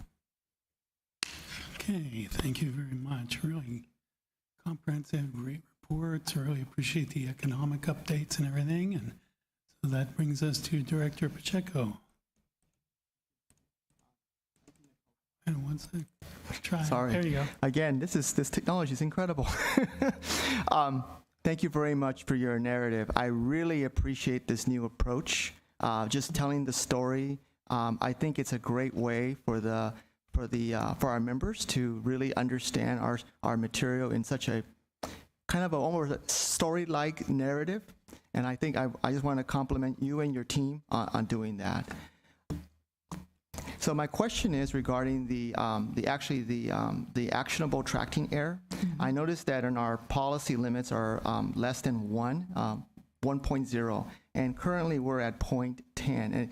And there seems to be some, from what I can tell, there seems to be a lot of opportunity there for additional active management. I was just wondering if you could elaborate more on that and give us some highlights on how that could work. Thank you. Absolutely, thank you. First of all, thank you for the recognition, and it's really have to pass it on to the team. As we keep using this push for innovation as well as resiliency, this body of work is absolutely a reflection of the team really owning and wanting to demonstrate that this spirit, this culture of innovation is alive and well. And so it was a real collaborative effort across multiple teams. And so I'm really proud of the team. So thank you. We appreciate the feedback.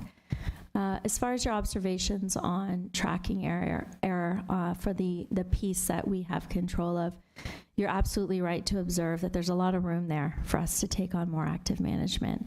And again, I will keep going back to it, but some of the 9 business initiatives that we've taken on for this fiscal year that we've been working on, a number of them are precisely to start building this culture of innovation, which leads to building a culture of being comfortable with taking active risk that will return great risk-adjusted returns.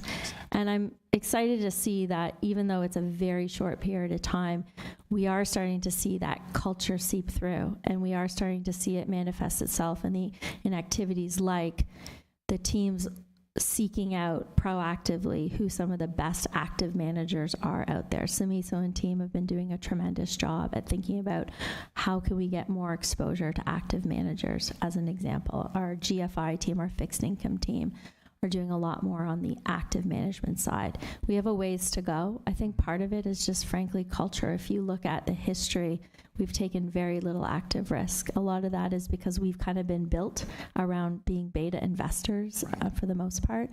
But I'm starting to see great green shoots of cultural change around that. Our private market program, while not reflective in the tracking error number that you refer to, because it's tracked different, we're seeing a tremendous roll up the sleeves, innovative spirit, if you will, across all of the private markets, and that's where you'll start to see a lot more active management. We're taking many more calls, if you will, and doing a lot more homework on co-investing. And so it's not just on the public market side that you will see the 10 bips hopefully start to trade up or trend up. You will start to see a lot more active management within our private markets program too. And frankly, it's just required in order for us to hit the return thresholds that we're seeking. Thank you, Nicole, for that. I just want to elaborate on talking about metrics and understanding tools. I also, when I was reading this material, I noticed that there's no equivalent quantitative metrics for the private markets because I guess there's inherited limitations in modeling, measuring, and benchmarking. Are there tools out there that we could utilize or something? I mean, I'm just trying to understand how we could measure these active measurements in that space. Yeah, it really is an industry-wide dilemma. No one has come up with the perfect mousetrap for creating benchmarks for private equity programs different than what we're all grappling with. We use public proxies. But that said, it doesn't mean we can't sharpen our pencils more and get more in the weeds once we're able to have a real line of sight into the underlying portfolio companies of each of our GPs. Once we're able to collect that data, we can really take a deeper look at what the proxies are that we're using and get more sophisticated. The tool we're using, the approach we use today is no different than the vast majority of the industry. But as our data and tech strategy, which is one of our 9 business objectives, once our data and tech strategy is up and running, part of it is that this knowledge can be quite powerful. It'll help us think through, are we benchmarking appropriately? It'll help us get better line of sight into the underlying portfolios. Excellent. Well, thank you very much for your comments. Appreciate it very, very much. Thank you. Okay, next we have Frank Ruffino. Thank you, Mr. Chair. I'm going to start off with a quick comment on, obviously, the investment team. You highlighted those several key initiatives under innovation and resiliency on page 18. Progress on several key initiatives. I just wanted to draw the attention and repeat the second one, and not necessarily one or second, but it's the second bullet point, which the treasurer in particularly is enthusiastic and happy about this particular initiative, which you're committing $1 billion in support of sitting small, emerging, and diverse private equity firms. So for those of you who are listening, or those of you in the audience, women of color, this is a call for you. How are you going to reach out to see if we can maximize and recruit these diverse private equity firms? Thank you for the question and for highlighting it, because it's an initiative that we're all extremely proud of, and also ties into this idea of we're trying to create our own culture of innovation, our own culture of diversity, understanding our own unconscious biases, et cetera. And so to answer your question, how are we going to find these emerging managers? The first step that we took was to acknowledge that investing in emerging managers for return, for the appropriate risk-adjusted return, is not something we think you need to do off the side of your desk, or not something we think you should do just off the side of your desk. These are often more complex diligence processes. These are often smaller, newer managers that don't have track records. Maybe they have untraditional track records. Maybe they don't even have track records. Maybe they've been spun out of larger groups, but have been real rising stars within their organization and have come to market for their kick at the can of becoming managers.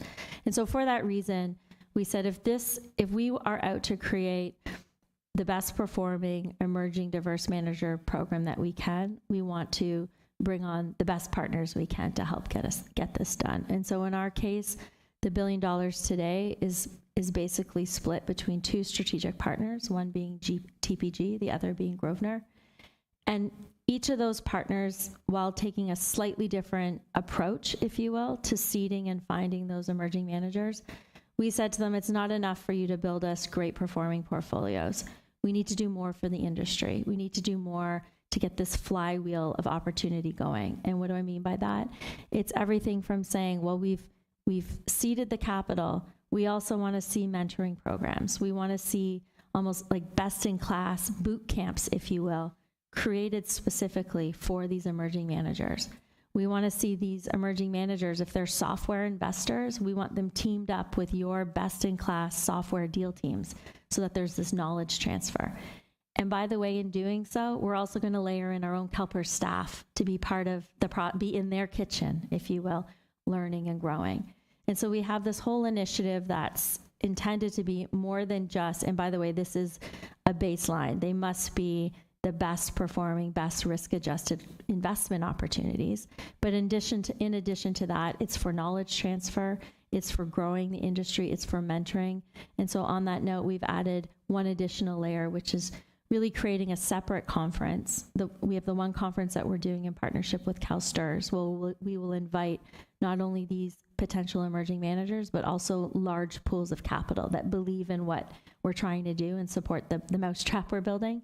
We're also going to have a separate and distinct conference, which is more about identifying the up and coming talent that is diverse within our industry, because we recognize that the networking effect, the mentoring effect that many of us have been privileged to have as we grow up through the industry is not necessarily available in the same way to emerging diverse managers. And to some of the questions earlier, diversity in our mind is an extremely wide range. It's not just about gender diversity.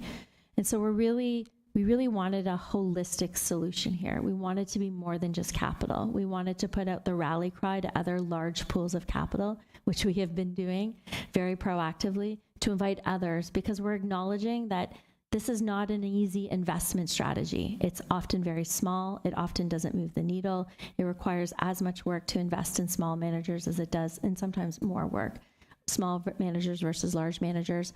And so we're trying to create the ecosystem, the convening tool, machine, if you will, and hope that others will follow. And we've been really excited, delighted, frankly, to see the traction.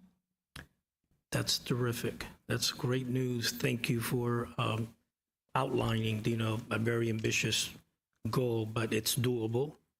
The treasurer definitely will support you, and anything that her office can do to help in this process, she will be there. So thanks again. That's really appreciated. Thank you. Yes, thank you. I don't see any more requests to speak on this item, and I don't have any requests from the public to speak on this item. So thank you. I too really enjoyed kind of the difference in the style and the presentation. It's much more accessible, but there's still all the data and information backing it up in the supporting materials. So I really think that it serves certainly me and my colleagues and hopefully our stakeholders well. And I really appreciate the change and appreciate the team's thoughtfulness in coming forth with that kind of innovation, because we need innovation on the large scale and the small scale, and every little bit helps. So that I really appreciated that incremental move forward in terms of the quality and the usefulness of the presentation. And with that, we'll move on to 6E, Portfolio Strategy Update. Great. I will call up Sterling Gunn to join me up here for this next portion. Thanks, Sterling. Chair Miller, we do have a public comment on the phone for 6D. For what? For 6D. For C? Okay. D. For D. Okay. Didn't have it on my list. Okay. Okay. We do have a public comment. It's a phone caller. So bring them on, and they will have their 3 minutes. Hello, caller.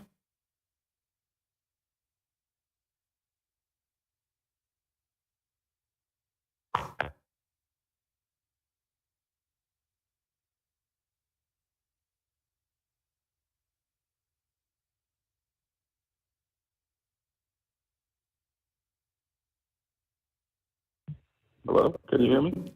Hello. Yes. Welcome. You'll have 3 minutes. So identify yourself, and then the clock will start for your comments. Thank you. Great. Greetings to all the committee members. My name is Michael Ring, and I work for the Service Employees International Union. Thanks to the board and the CalPERS staff team for all the work you do to ensure CalPERS participants, including thousands of SEIU members, receive a secure and dignified retirement. As you go through this trust level review, I wanted to lift up how important it is that CalPERS sustain its fiduciary work to integrate workforce risk and opportunity management into its investment process to ensure benefits can be paid over the long term.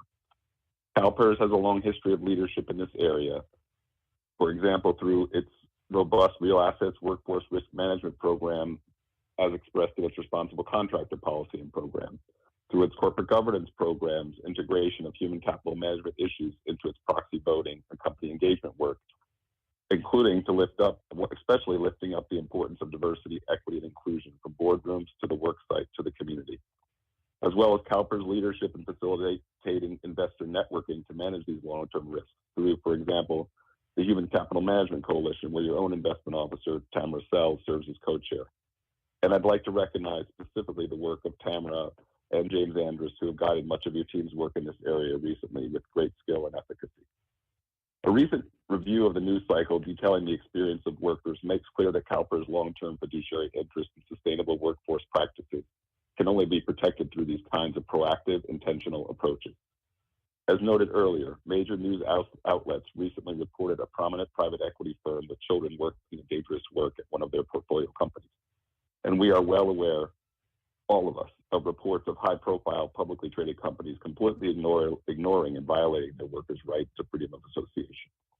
As someone who has the opportunity to work with investors and workers every day, I can assure you that the testimony I hear from workers is often very different than the information you receive from companies. In that context, we encourage you to redouble your efforts in this area through, for example, continuing your practice of updating your company engagement and proxy voting approaches on workforce issues, as was mentioned in the conversation earlier today, updating your responsible contractor policy for real assets, incorporating workforce standards and practices into your private equity program practices, as you was mentioned also earlier today, and ensuring you have accurate data verification processes through which workers can safely verify company and asset manager reporting on workforce practices. Thank you very much for your time and consideration and all your efforts on behalf of CalPERS plan participants. Great. Thank you for your comments, Mr. Ring. Appreciate it. And I think that does wrap up 6D. There are no more commenters or callers. So we're on to 6E, Portfolio Strategy Update.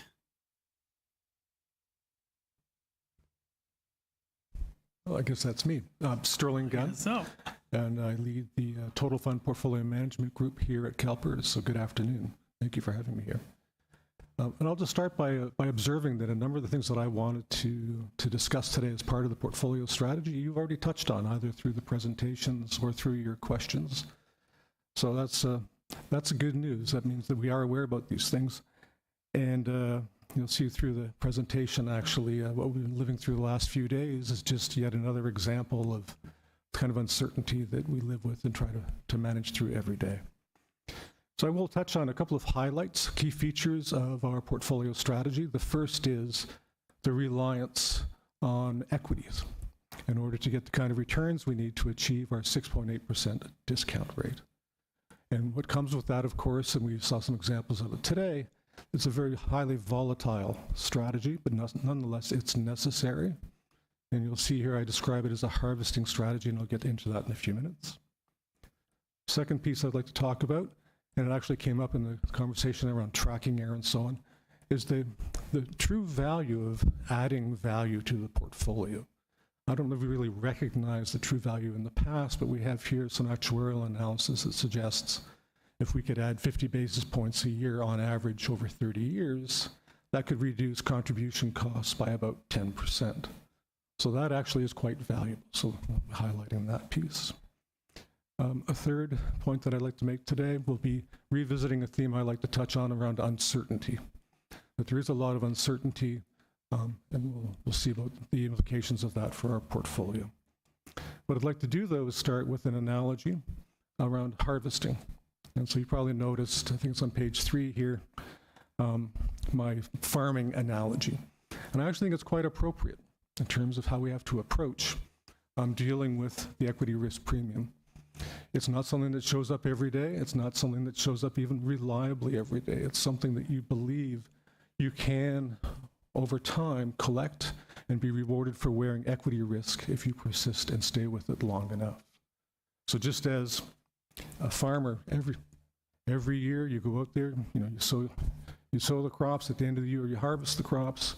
But in any given year, there are a lot of things beyond your control that will affect the actual quality of the outcome. So you will do the same thing pretty much every year, not knowing how you will be rewarded in any given year, nonetheless you persist. And the reason you persist is over the long run, you believe this will work out. I just wanted to highlight that's to me a very important analogy. It actually works very well for me. It's something I've sort of raised on in this industry, that harvesting is an important recognition of trying to collect the equity risk premium. So if I move on to the next page, here I just wanted to talk a little bit about uncertainty.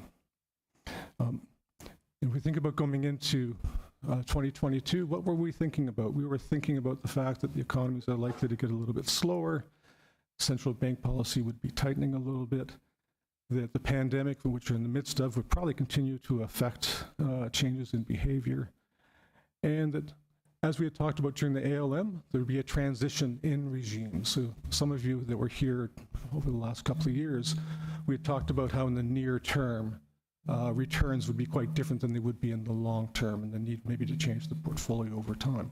We didn't know when that change would happen. I don't think any of us expected it would have happened as quickly as it did, but it's been happening.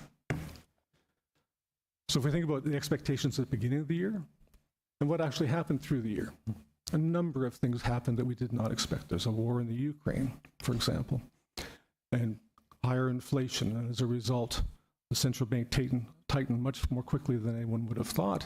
And in fact, as we heard, at historic rates. So again, not what we expected, but it's what we got. The last week is another example, just almost out of the blue, where we have a bank failure. No one was really even talking about that, say, a week ago. And now it's throughout all the headlines. So if we think about going into, say, the coming year, what are we thinking about now? Well, we're still thinking about inflation, and we're still thinking about rates. We're thinking about economic growth slowing. We're thinking about potential for a recession at some time.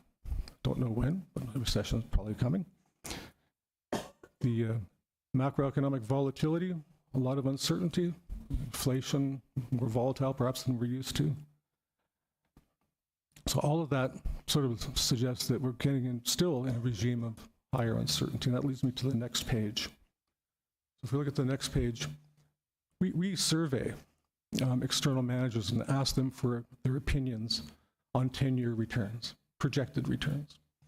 And I hesitate to call them expected returns for the very reason that they are uncertain. If you look at this page, you will see, and I'll just draw your attention to the left-hand side. Happens to be private equity. I'm not picking on private equity, but just to illustrate here. The yellow rectangle is the range of estimates of projected 10-year returns for private equity from external managers. You see that varies from 4 until about 10%. That's a wide range of outcomes. All these people are experts, and this is what they're saying to us. The other interesting feature is when we asked the same people a year and a half ago, we had the blue rectangle. And there you see the ranges from about 3 to about 13%. So it's not that the uncertainty is just a unique feature at a particular point in time. There's almost always a lot of uncertainty in expert opinion. Expert opinion will be diverse on these matters. So I want to call out here that the way uncertainty plays out, you know, if you think about statistics, you'll hear, well, the average will be 5 plus or minus 3%. The way the uncertainty is playing out here, though, is we aren't even certain of the average outcome. Right? So the average here for private equity is somewhere between 4 and 10%, plus or minus whatever. So the uncertainty introduces a lot of additional variability in outcomes. So I just wanted to highlight that uncertainty is something that we certainly think about. We do that through our modeling. We don't just anchor on a particular point. We don't just say, well, private equity returns are going to be 8% for the next 10 years. That's not how we operate. We ask ourselves, well, what if it's not 8%? What if it's something different? Do we still have an allocation that makes sense? So we try to address uncertainty by considering a portfolio in different contexts and ask, does the portfolio still work reasonably well? It doesn't mean that we can anticipate everything that can happen, far from it, but it does give us a sense of what we might have to do in the future if we have to respond to changes that are material. So I wanted to speak to that. So let's just speak a little bit then about equity returns. That's on the next page. There's 2 exhibits here. And this came up earlier today as well.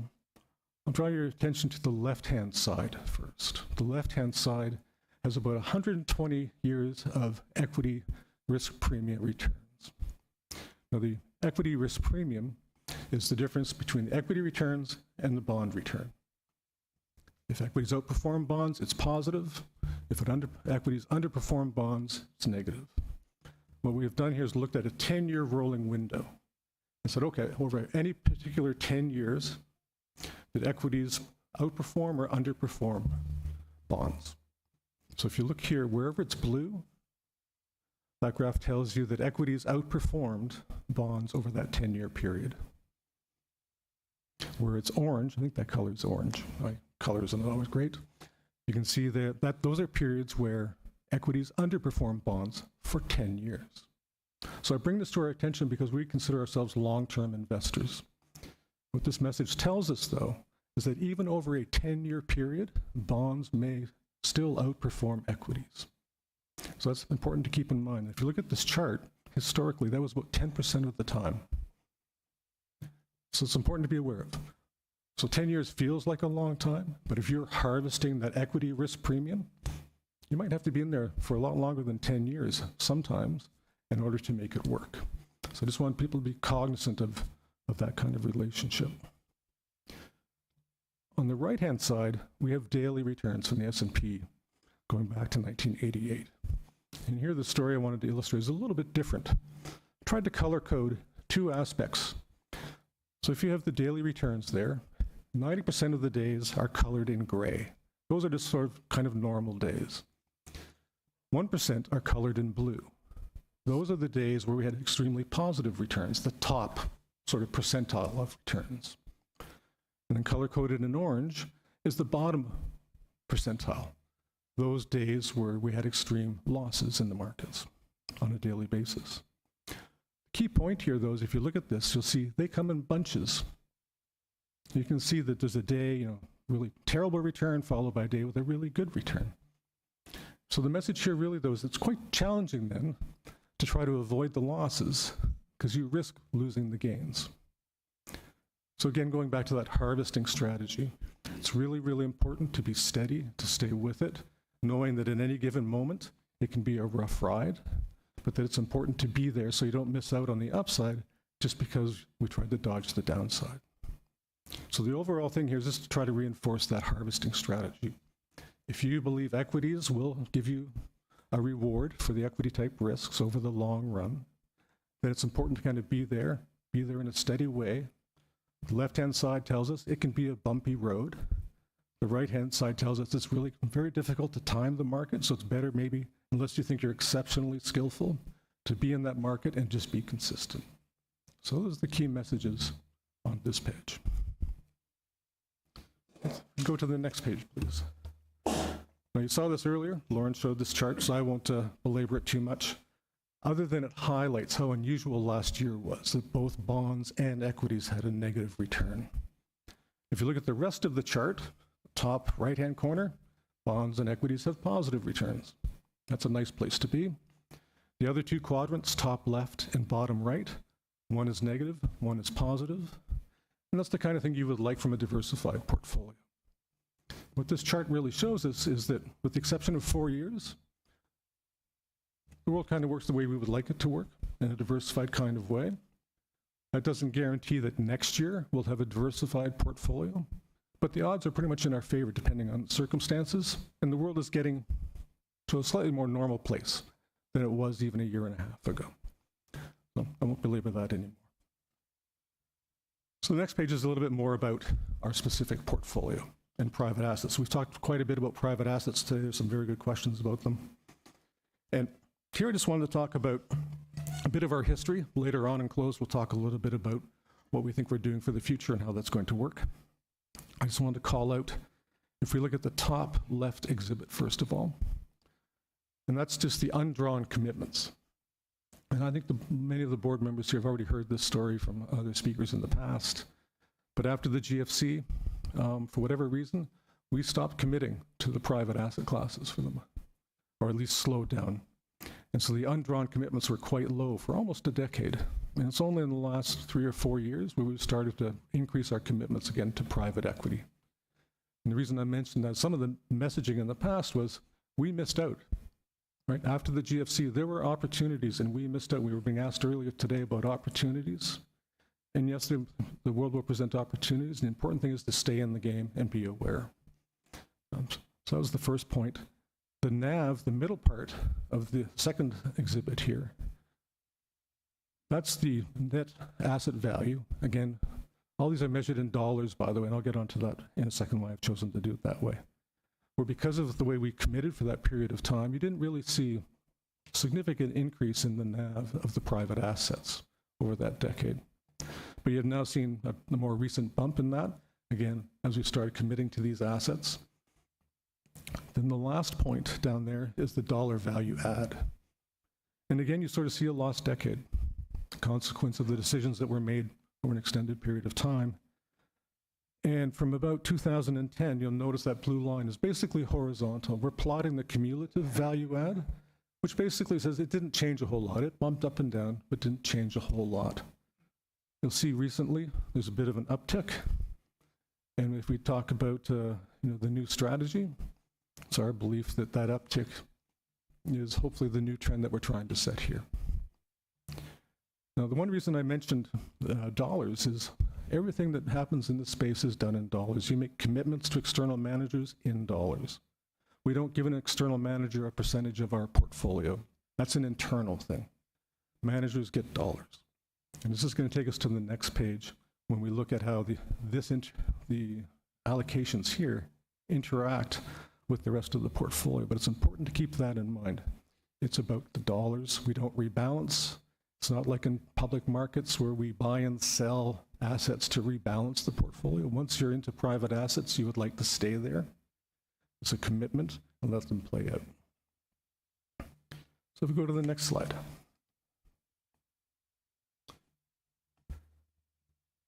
Here, I just want to talk briefly about active strategies. We talk about tracking error, we talk about a lot of things here. I just want to take a moment to sort of explain certainly how I think about it and how I think we think about it in the investment office. So to explain this graph, if you look on the left-hand side, it's a starting point. That's the point where we make a decision to engage in an active strategy. So at the beginning, there was zero value add. Now, when we describe an active strategy, we have an expectation about the return, the excess return, or the dollar value add. We might think, well, we expect it on average to add $100 a year, for example. But we also know that it'll vary one year to the next. Nicole mentioned that just even for the privates. So although we might expect $50 per year on average, it might be plus or minus 100. So we just have to be aware of that. So this chart shows over time the stylized accumulation on the one hand of what the expected outcome will be, which is that orange line. So you see a steady increase. That's what we expect in terms of the excess value add. But also those two gray lines, which create sort of a cone. We refer to this actually as a cone chart. So it's sort of the range of outcome. It's not quite a confidence interval because of uncertainty. We can't tie specific probabilities to it. But in this example, you do see that because there's a slight tilt to the cone, over time the probability of a loss tends to decrease. And that's just because of the accumulation, the expected accumulation of value add over time. So though the volatility, the plus or minus part stays the same, over time, less and less likely that you're going to lose money with that strategy. So with that, I'm going to have one more page just to speak briefly about liquidity and staying on strategy. And then I know in close we'll talk about some of the details. And the important thing about liquidity that came up earlier, that is the fundamental constraint for the portfolio. As much as we may like private assets, as much as we may like active strategies, we have to convince ourselves that we still have sufficient liquidity to make sure we can meet our obligations. So you can think about that as sort of the concept of staying on strategy. If we make commitments, make sure we manage the portfolio so we can honor those commitments even in stressful environments.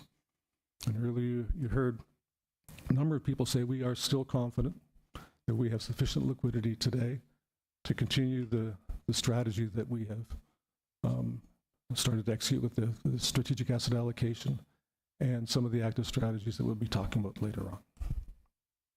So with that, I'll stop here, knowing that I'll be speaking again later on. Okay, thank you very much. I appreciate that report and all the detail. And I have Director Pacheco. Thank you, Mr. Gunn, for the presentation. I really appreciate your presentation and the visuals that you utilized in it. So my question is back on page number 2. The presentation you highlight the 50 basis point sustained excess return. Is this level achievable for CalPERS, and what level and types of risk would you need to be taken to achieve it? Thank you. Thank you for that question, and that's a very hard question, frankly. Yeah. I mean, if you look at our history, it's not really something that's been in our history. Yeah. And I think that's part of the exercise that we will have over the next year during the business planning and so on, is to make more detailed answer to your question about what it would take to aspire to doing something like this. So I'd hesitate to give an answer right now without, being able to get into those details, and we need to develop those for you. Absolutely. No, I just wanted to have your understanding of that. Thank you very much. I'm not seeing any other questions from board members. I do believe we have a public comment for 6E. Mr. Al Darby. Oh, okay, at the end? Okay. I would say the same thing with F. You just want to do them all at the end, Al? Just want to make all your comments at the end? Okay, thanks. Okay, well, with that, I thank you and the team, and we appreciate all the information. And we'll move on to our private debt investment update. Great, thank you. So we'll invite Jean up. And again, just to give the presentation context, the board has had the opportunity to get frequent updates on what we're doing in private equity. And so in the spirit of trying to keep up with similar sharing, we will rotate through each of our investment strategies in the way that we have been presenting private equity. And so we're going to we kicked off with portfolio strategy and now private debt. And so next board meeting, you'll get 2 more and 2 more and 2 more. And we'll just keep this as an ongoing approach to keeping you up to speed with what we're doing. Very good. So over to Jean. Okay, hi, my name is Jean Su, a private equity staff here in CalPERS. private debt, sorry. Sorry, Anton. Okay, private debt is the newest asset allocation segment in the asset allocation. I'm very honored that, Nicole picked us to become the guinea pig for everybody to have some fun here. So this is a program review. So at the end of the program review, I'm going to bring Wilshire here, who is our consultant, and then you will hear the view from them. So today I'm going to talk about, some overview, and then we talk about the benefits of the private debt, the risk of the private debt, and then we will then talk about what is the current status in market, and then at the end we talk about very important topic is that how do we, not being the asset owner, but still able to incorporate ESG into our implementation of the strategy. Okay, so let's start with page 3. So talking about the overview. So private debt is basically harvesting a liquidity premium as well as the premium from, some structural complexity when the situation allows and when the risk reward allows.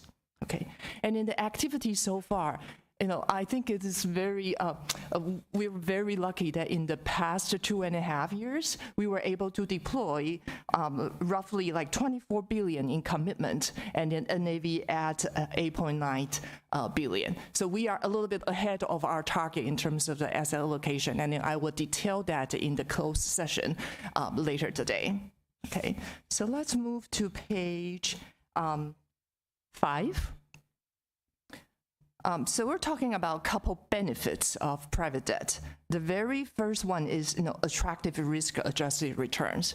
So here you can see in the upper left corner of this chart, private debt is having a higher expected return and then reasonable volatility relative to the rest of the asset classes.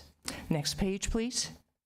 Another benefit is we have cash flow profile, which can complement our private equity. So as like most of the debt, you will have coupon incomes. So we will income generating coupons can come back to us as a cash flow injection. So that will provide some liquidity. Okay, next page, please. Accounting diversification. This is the benefit of the private asset class. It's the same across private debt, private equity, and real estate. So because of the valuation is done every 3 months, so you will not see the public market volatility in the private asset class. Okay, next page. Another benefit is we are higher in the capital structure. So if there are problems, the very first one who has to worry about that will be the equities, not me. Okay, so that is a very, very good benefit here. Okay, you will see, in the very hot topic over the weekend in the closed session, we can talk more about it. Equities really has to be worried. Debt, you will have to think about how much recovery can I get, and then in what circumstances am I positioned myself, where in the capital structure that you will get a better recovery. Okay, we will talk that more in the closed session. Okay, the next page, shorter tenor, so you can be able to make adjustment of your strategy on a more of a timely basis. The assets that we hold in the private debt fund, is more like 2 to 3 years. Okay, and you're expected to get your money back in 2 to 3 years. The private equity will take much, much longer. So once you invest in the private equity, that you will pretty much have to go and steal in that direction for a while, versus private debt is relatively shorter, so that you can make adjustment a little bit more easily. I'm not saying it's very easy, no, because private debt, they can also get extended when the circumstances requires them to do so, but relatively to private equity, a little bit better. Next page, strong performance throughout the economic cycle. So if you look at these two charts, so we're looking at in a rising interest rate environment. And then an event happened to the market bottom. So on the left-hand side, global financial crisis, we can see in that 3 years, roughly that 3-4 years, private debt has cumulative 29% versus other broadly syndicated loans, high yield and investment grades, the performance is not as great. And then this time around in the COVID pandemic, again, in these 4 years, 3-4 years, 35% cumulative return. But the rest of the asset classes in the public market are also return pretty good.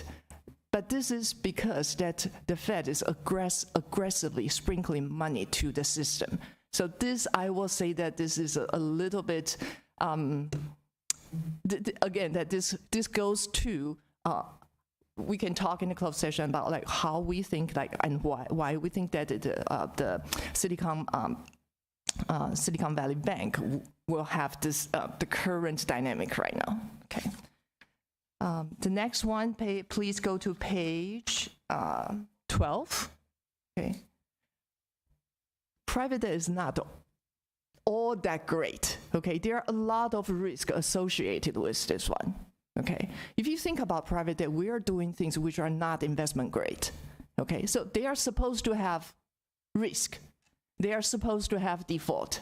It is that how you do investment to mitigate the default, and how can you do to increase your recovery. So even investment grade bonds that can go to default, like the Silicon Valley Bank, they were like a single A, triple B rated investment grade, and then they go directly to default, right? So please remember that when we take risk in order to get to a higher return, you will see that defaults will happen. And then how we will do is that we will do all the things to mitigate the probability of the default as well as the recovery. So right here in this page and on the left-hand side, you will see the private debt, lack of liquidity. Okay, so you cannot sell it. You have to work it through. It's not like the public debt that, okay, if you see something different, you don't like that company, that you can sell it. It is not the case in the private. Okay, less data transparency. Okay, private debt, a lot of times that you do not have, like the public market, that they will have to, have like very available data and on a statistically based that you can do some simulations on that. Private debt less so. Okay. Shorter performance history. Majority of the private debt, they are created, the funds are created after the financial crisis. So they are in a very, very benign credit cycle and credit environment. So we try to do our due diligence. Like we're trying to look into people, the managers who has a longer history, and then preferably before the financial crisis. Okay. The next one is, if there is a lot of money chasing this area, which happened before and then get better, and then we think it may happen again. In that situation, you will see spread compression, and then you will see loosening of the underwriting standards. Okay. The next one is about interest rate. Right now, we are in a very, very great spot that the interest rate rising, so that's why you see the private debt performance is so good, because the majority of our assets is floating rate based. So we go as long as the interest rate goes up, our yield actually goes much, much better. Okay. However, if you remember, not long ago, a couple years ago, everybody was thinking about, if there's going to be negative Fed funds rate, like in Europe, then in that situation, how do we mitigate that, right? Because you want to ride the rising of the interest rate, you will ride it down too. So what we try to do is that we try to put a floor on our base rate. For example, if you can, you will put 50 basis points on the floor, or in the public market, we're trying to see if we can put in the semi-public market, like the loan space, that we will put can we put the floor at 0%? So at least I'm not getting the negative rate, just as some of the European countries that is experiencing. The very last one is manager performance in the downturn will vary significantly. Okay, so the ability to choose a manager, like how you underwrite a manager, how you look at them, what is their culture, what is their performance, and then what is their strategy? Is it overcrowded, or is it there's some space to, to grow? Those are extremely important. Yeah. So these are the risks, and then you can see the mitigation on our side. I try to go faster because I know today is a long day, and then I want to save more time for the closed session that we can have a thorough discussion. Okay. The next page will be page 14. The asset under management has increased significantly. Next page. But if you put in a context of where the blue bar is the private equities asset management. So if you can see like the orange bar is private debt. We maintain a smaller, although growing proportion of the private equities financing source. There's still a lot of room to grow. So that's why I think Nicole said that, there is opportunity to grow in here. Okay. The next one, I want to go to, let's go to the ESG page. So that would be page 20. Okay, so we are not the asset owners. It's very hard for us to influence the company or direct the company to do things. And then we try our best not to be the asset owner. So I think that everybody gets this, right? Because when I become the asset owner, it means that company goes default. So we really don't want that to happen. But still, given that, we're trying to incorporate the ESG into our due diligence and into our annual review process. And then, although it is in the very early stages, I think some of the board members has heard me talk in the offsite that we have managers that embedded the ratcheting mechanism to lower interest rate as borrowers meet certain criteria to ensure ongoing ESG engagement. For example, okay, if you get 1, 2, 3, 4, 5, then I give you like 5 basis points to 10 basis points lower on your interest rates. So this is an encouragement. This is a real monetary reward. This is very similar to that, when we have, CalPERS reward our staff, okay, give them like a cafeteria certificate. Okay, so ours is a little bit bigger. 5 basis points in couple $100 million, it's quite a lot in terms of the interest. So we hope that through this that we can help and engage the company to try to achieve the ESG parameters. Okay, so with that, I'm going to bring up Wilshire as our consultant to talk about the program review. Oh, sorry, do you have questions or do we want to wait? Maybe. Yeah, let's go from Wilshire first then. This is Rosine from Wilshire. If you would recall, in the previous years, we did the annual review of the investment office programs in September meeting as a whole. In light of the changes that Nicole mentioned in terms of bringing updates about the investment program on a regular basis, we are coordinating our annual review of the private debt program at the same time as the update for the private debt that program that Jean gave. So in September, you'll hear the rest of the annual review for the rest of the investment programs as the staff presents their update on those programs. So with respect to the private debt program, just for the benefit of some of the new board members, this allocation, the 5% allocation, was officially made into the private debt allocation 6 months ago, or 6 months into last year.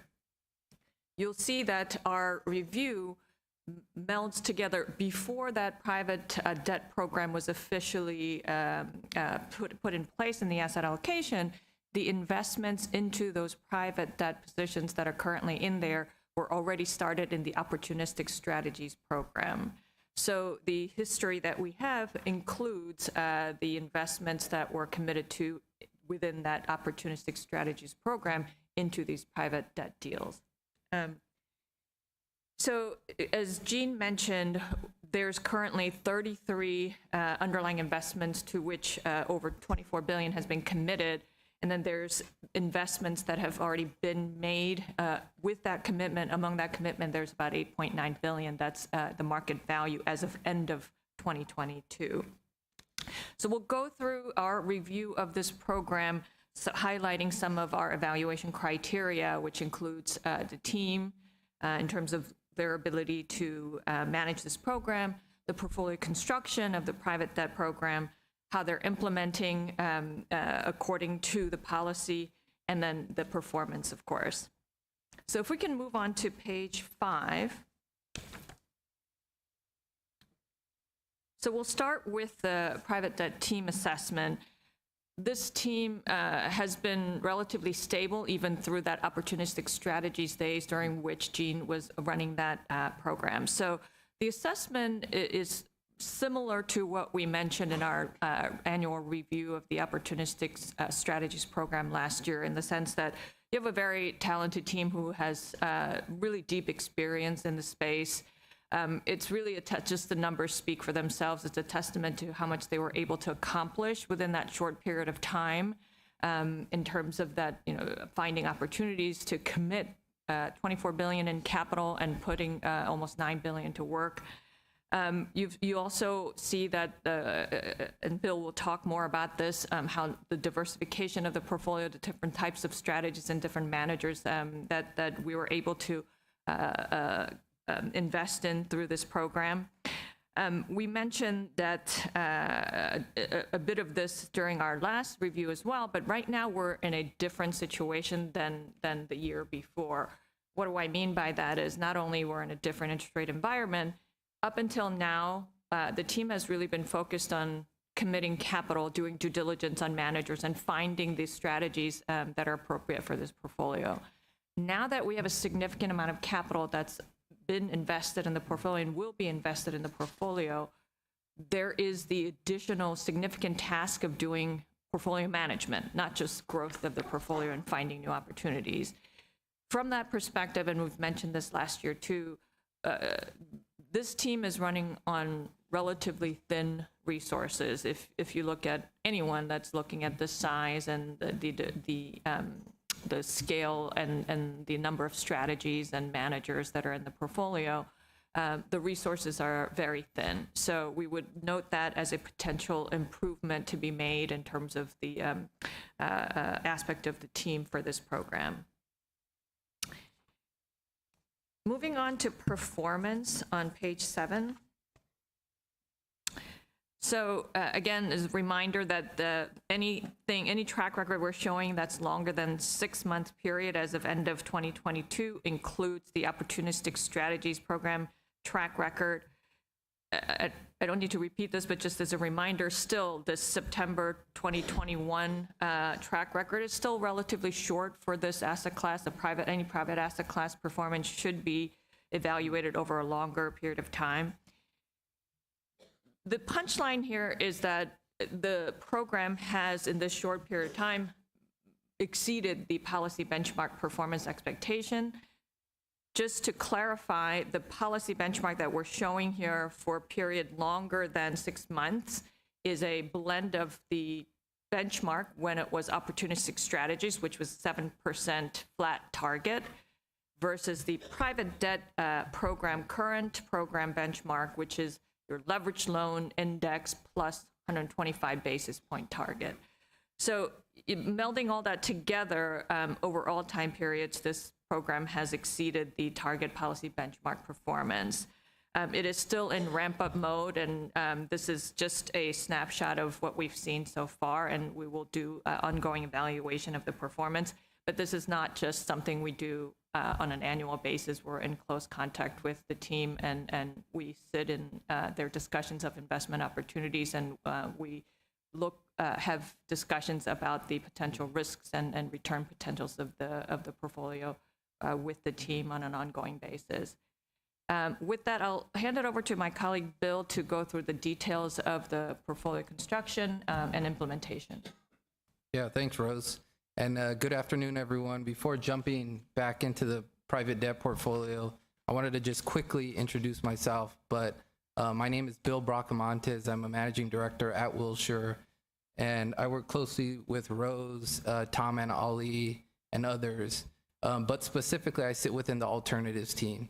So I spend my my day-to-day really on the private market side of things. I've been with Wilshire for coming up on 16 years in July. So going back to the implementation side and picking up where Rose left off, the staff has really done a, sorry, we're on page 9 too. Staff has done a nice job of ramping up the portfolio. You'll remember the long-term target for private debt is 5% at 12/31/2022. That sits at 2%. And as Rose said, 8.9 billion of market value across 24 billion of commitments. The way they've done that from a pacing standpoint has been pretty consistent, which is a good sign. You see that in the top left chart. If you average the deployment over the last few years, it's been about 8 billion per year, which is a good sign, right? We talked a couple times today about the importance of vintage year diversification and not timing markets and not being out of the market, right? Not trying to overthink the timing element, which is impossible to do. And so that's a good sign, and hopefully that continues going forward. From a geographical standpoint, the portfolio is quite diversified, heavy on the US side, technically 45% global, but when you double click on that, it is primarily US and Europe, which is fairly consistent with kind of the broader market and fundraising statistics out there. So that's another good sign.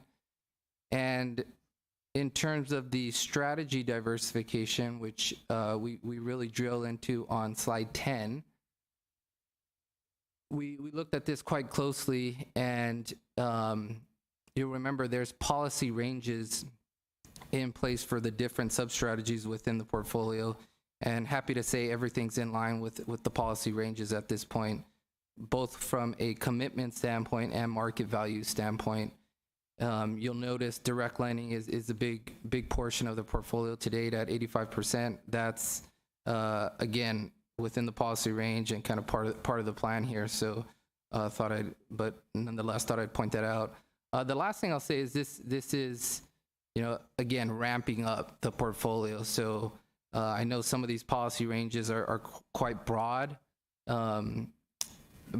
but that was intentional given the early kind of ramp up period, and we'll continue to monitor that as things mature and going forward. On the next page, slide 11, we took a close look at manager diversification, and I characterize the diversification as reasonable right now, and actually pretty good, especially when you consider it's still ramping, right, the portfolio. The small caveat is that when you start looking at manager diversification within each strategy, which you can look at the details on the next slide, it starts to get a little thin, candidly, but that's not a major concern right now. I think that's just a function of the early build out of the portfolio, and I expect that to kind of over time be more diversified. Last point I'll make is the second bullet here, that we will continue to monitor this broadly, but definitely within the context of the CalPERS policy-related procedures as those become a bit more formalized. So if you jump to slide 16, that was a quick rundown of just our annual private debt review, but I wanted to leave you with just kind of the highlights because I know it's a lot of information thrown at once. So one is, as Rose said, the performance, while it's still a limited track record, it has been positive, both on an absolute and relative basis. The portfolio has outperformed the benchmark since September 2021. As we talked about just right now, all the exposures are kind of have a green light, right? Especially strategy, which has those policy ranges, but geographically and from a manager concentration standpoint, things look good. And then importantly, the private debt team, Gina and her team have done an excellent job of building that foundation of the portfolio. right now they're at 2%, going to 5%. That's no easy task, right? And so a lot of credit to the team here, but just as we look forward, right, and as they continue to deploy the capital, just being mindful about what Rose mentioned and continuing to invest in the team and resources so that they can continue the progress on the private debt side. Okay, thank you. Very, very good. I do have some questions, and so I'll start with Director Pacheco. Thank you. There we go. Thank you. Thank you, Gene, and thank you, team from Wilshire from doing this. This is pretty exciting. Pretty exciting material in terms of how we're wrapping this up. And so my question is, and it's actually more for Gene or at Wilshire, if you guys want to chime in as well, is how does a higher interest rate environment that we currently are in impact the opportunity set in private debt? Thank you. In general, because if you think about most of our assets is a base rate of SOFR. Okay, in the past it's LIBOR, and then right now it's SOFR, and then plus a spread, right? So SOFR and LIBOR, they are closely related to where the Fed fund rate is, short-term interest rate. So we are doing it like 3 months SOFR. So as the interest rate goes up, our yield our coupon restriked every 3 months. Okay, so in the past, if you think our asset yield is probably like 5 to 6%, in today's our asset yield is like 8 to 9%. Okay, so this is a reason why the private debt can perform so well versus treasuries, which is with a fixed coupon. And when the short-term interest rate goes up, it means that your discount rate, your cash flow discount rate, it's going higher, and then the dollar discount from a very, very long cash flow comes back to today, it becomes very small. So that's why a treasury bond with such a great credit will have down 15% in dollar price, right? And in total rate of return. So that is the major difference. So as we told you 2 years ago, floating rate, the private debt with the floating rate instrument underneath it is a great investment as the interest rate goes higher, okay, in the rising interest rate environment. However, I do want to caution that when the interest rate goes higher, somebody has to pay for that. Who is paying for that? It's the borrowers, the corporates. Are they able to pay it in that higher interest rate? Is their operation able to generate enough revenue to offset the cash that they need to pay for the interest? That is a question, and then that is something we are monitoring very carefully. Mr. Pacheco, I would just add that it speaks to what Nicole had said earlier. This speaks to our need for diversification, right? There's some assets that zig in certain environments and some that zag, and with us, we want to build a portfolio that's resilient, that can weather through the long-term lens, weather various environments. But from what I can tell, what Gene was telling us right now, in this current environment of this increasing interest rate that we're in right now, especially where I believe Tom mentioned earlier that they were predicting that interest rates would go down, would cool down, but it seems like we're going to have interest rates keep on going up because they're trying to combat inflation. In this particular environment, at this particular time, we're still going to have this elevated interest rate environment. Is that correct? Or am I off a little bit? That's the million-dollar question, right? It is the case that up until Wednesday of last week, I think everybody was calling for higher and higher interest rates, and even calling for maybe a 50 basis point rate hike. The events of Silicon Valley Bank and the like seems to have backed that off, and you've seen the yield curve come back significantly in the short end. So, but it speaks to to Gene's point, by having these different exposures in here, it allows us to to sort of try to weather all of those storms. Yeah, in the long run. That's what I'm going back to, alluding everything's back to the long run. Thank you so much. I do have one more thing to add to that. As we mentioned, this program is still in ramp-up mode. Exactly. So as interest rate environments change very quickly, the landscape changes quickly, there is dry powder, there is capital to take advantage of, potentially good opportunities that are coming out of these volatile environments. Exactly. Yeah, and then remember that we have buckets for rescue financing and liquidity financing. And then I will talk more about this in the closed session about the strategy and how do I want to position ourselves at taking advantage of that. Absolutely. Thank you very much for this comment. This has been very, very educational. Thank you. Okay, next we have Director Middleton. Thank you. Thank you all. Very, very good report and a nice way to start this process. My first question is for the Wilshire team. I can't recall the last time I saw us outperforming the benchmark by quite this amount. To what do you describe that performance, and how sustainable is it? It sort of melds. Thanks for that question. It melds multiple things that were already mentioned in previous sessions as well as this session. One is that obviously private markets, there aren't as frequent evaluation versus public markets. And if you recall, this private debt program benchmark is a public markets benchmark plus 125 basis points, so bank loans benchmark versus, plus some illiquidity premium that you would expect to get compensated for locking up your money. So there is that lag in valuation. The other portion is obviously we are benefiting, as Jean mentioned, as interest rates go higher, floating rate investments do have the benefit of getting that. But your underlying benchmark for the opportunistic strategy program was a 7% flat absolute return target. So relative to that, obviously you have some benefits. And then obviously because in this past year, in 2022, all fixed income sectors had a very challenging time.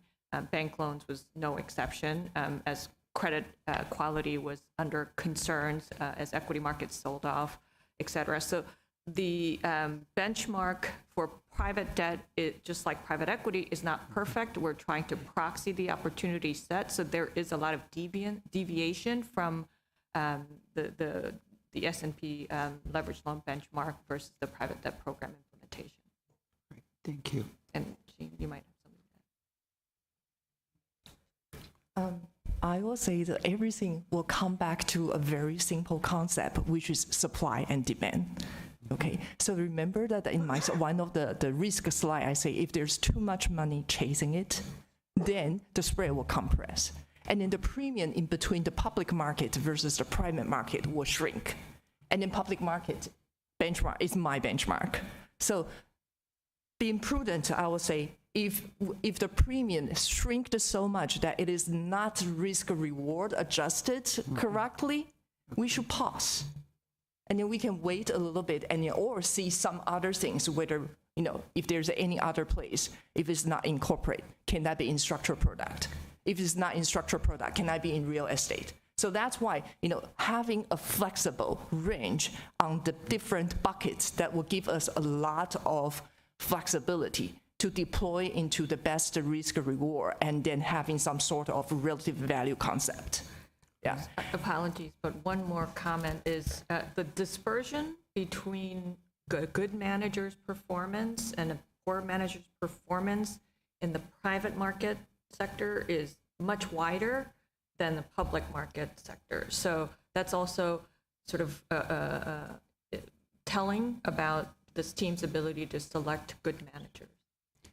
So you're both doing a remarkable job of setting up what was going to be my next question, which is what is your confidence that we're going to be able to attract and retain the kind of talent that we need for this kind of program?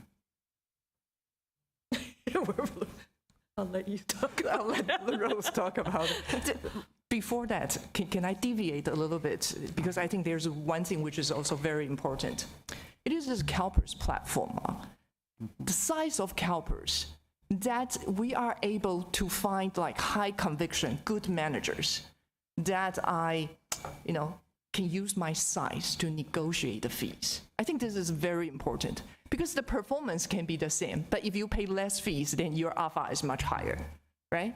So my strategy right from the beginning, 3 years ago, is very, very clear. I only have very limited resources, right?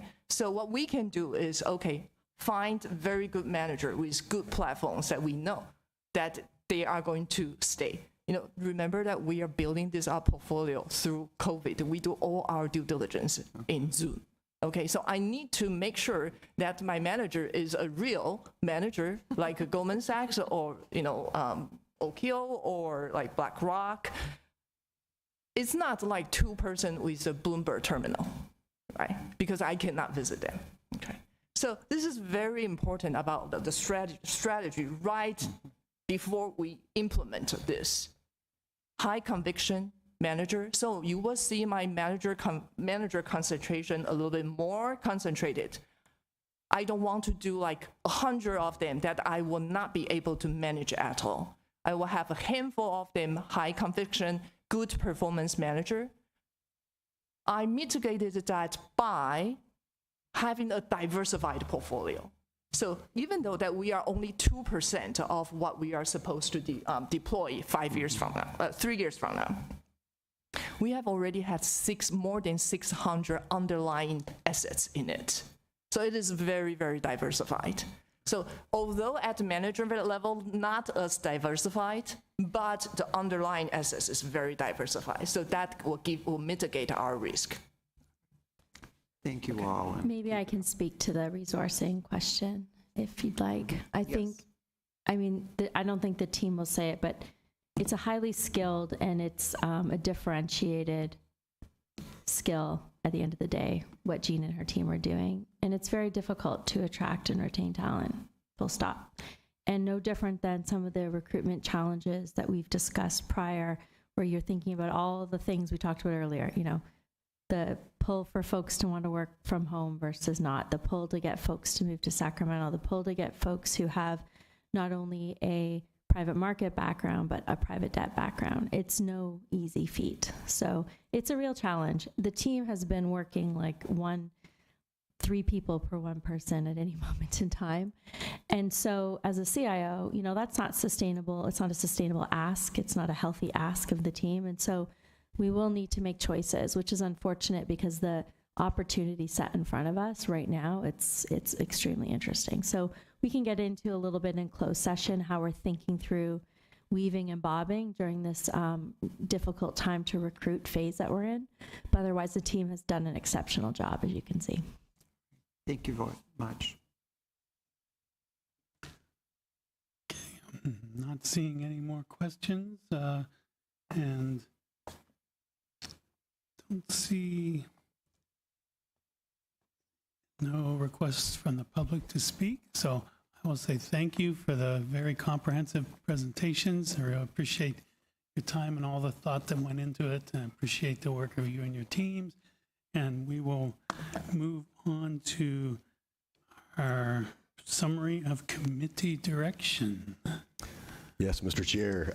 We certainly got lots of bits of feedback as we went today, but I took down 2 specific bits of chair direction. The first is responsive to Mr. Ruffino's request to have an education session on executive pay and sort of how that calculus works and how we can possibly simplify. So that's the first one. And then the second one is to really think through how we integrate ESG and specifically human capital management topics into our PE work and then get it documented. And we need to figure out where and how and think through that engagement lens and sort of what CalPERS is doing, but we will come back with something that is sort of responsive to that direction on how we document that. Great. That sounds about right. Okay. At this point, we've got public comment, and I've got several commenters here. So we'll start with Al Darby.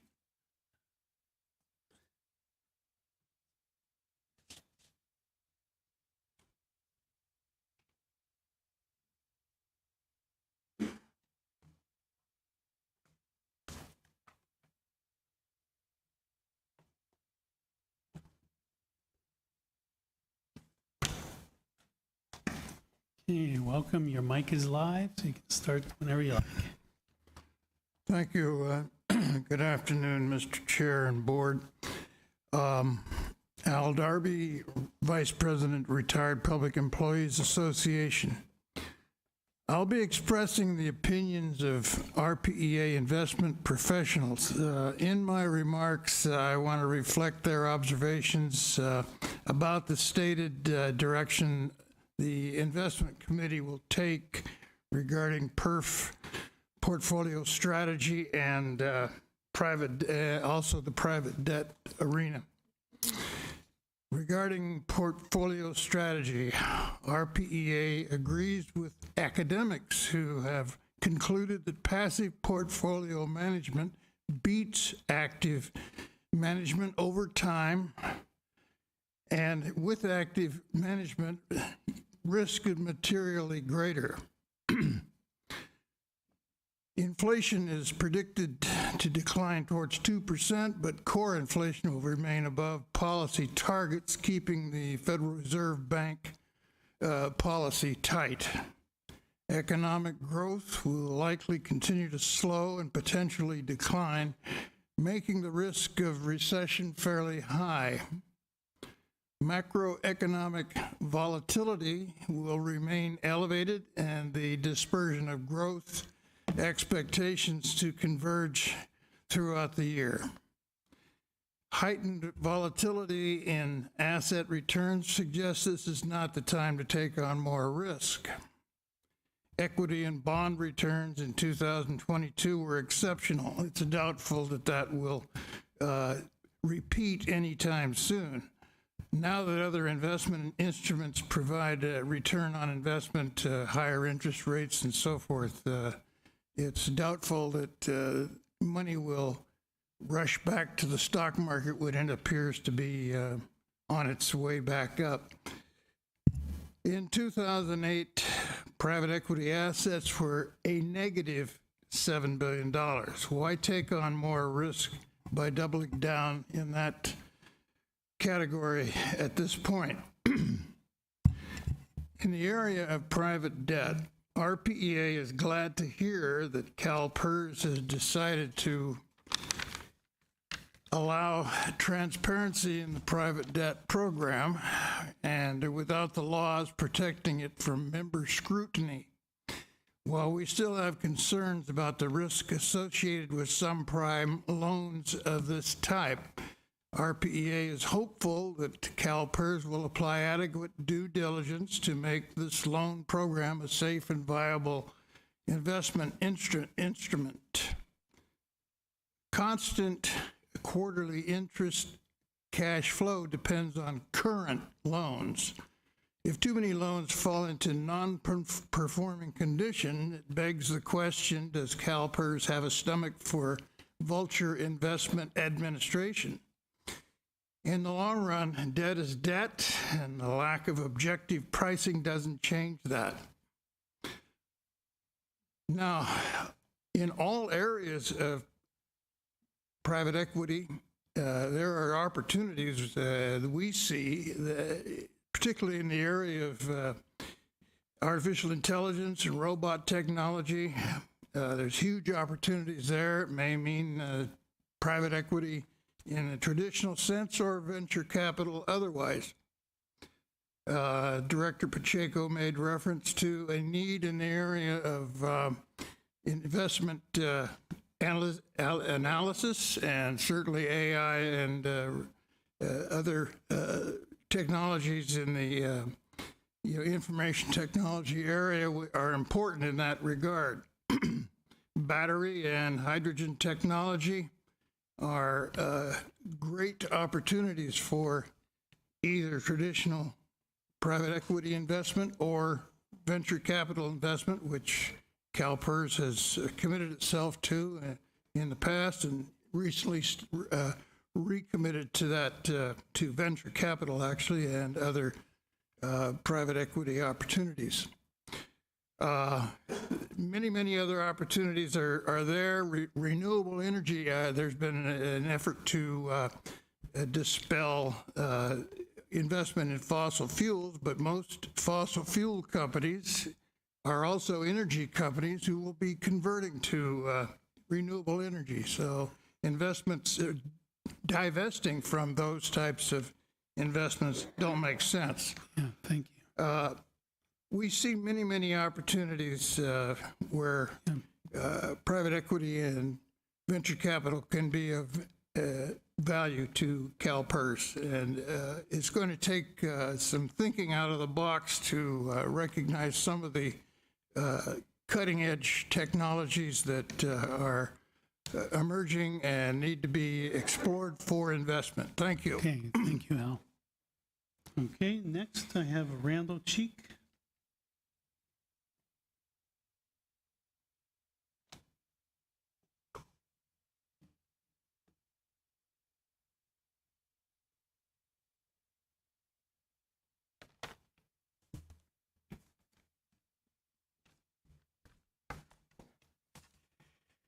First, I want to say congratulations to my former boss, Yvonne Walker, who represents the retirees on the board. Congratulations, Yvonne. My name is Randy Cheek. I am the Legislative Director for Retired Public Employees Association. And I came today to talk about some red flags that are out there, that you're very intelligent people and you're very watching the news and so on and so forth. But you must know this is weighing on a lot of Americans today. And that's the fact that you talk about your program for CSG, and you have a country like China, which is out there now, which has created one of the largest polluters in the world. They have treated the Uyghurs by making them slaves and trying to eliminate them. They have suppressed freedom of speech in Hong Kong and freedom of the press in Hong Kong.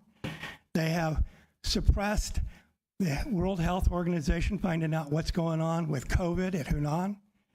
And we know that they've put out balloons not only in the United States to spy, but around the world. Now, this has created a problem that the United States Congress has created a special committee, a bipartisan committee, to look at communist China. We've had the speaker just the other day say that China is one of the top 3 problems for this country.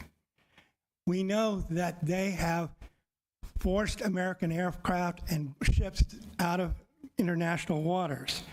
They have said that they're planning to give weapons to a war criminal like Putin, which would create problems for the American government and the freedom of democracy. They have said that they plan to take over Taiwan in a few years. In fact, they've moved it up to 2025. And the president has said he will do everything he can to stop this. What does that mean for us? If we have investments indirectly or directly, we will lose. But one of the most important things that you must be aware of is that China is one of the largest producers of generic drugs for Americans. And people like me who depend on generic drugs will be scrambling to find someone to provide the medication that I need. So what I'm saying to you, look at your investments in China, but look forward to making investments in the United States with not only the healthcare industry and healthcare supplies, but in generic drugs. I believe that this is a possibility for investment, because if anything happens in China, we're going to be scrambling like we did with the beginning of COVID, when we couldn't get N19 masks and we couldn't get healthcare supplies. So please look at your investments in China and look forward to making investments in the United States. Okay, thank you for your comments. I'm not seeing any other public commenters. Do we have anyone on the phone? Nope.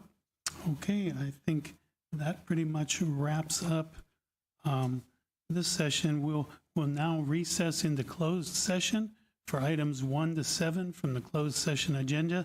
Then we'll immediately reconvene in open session after the closed session. Thank you.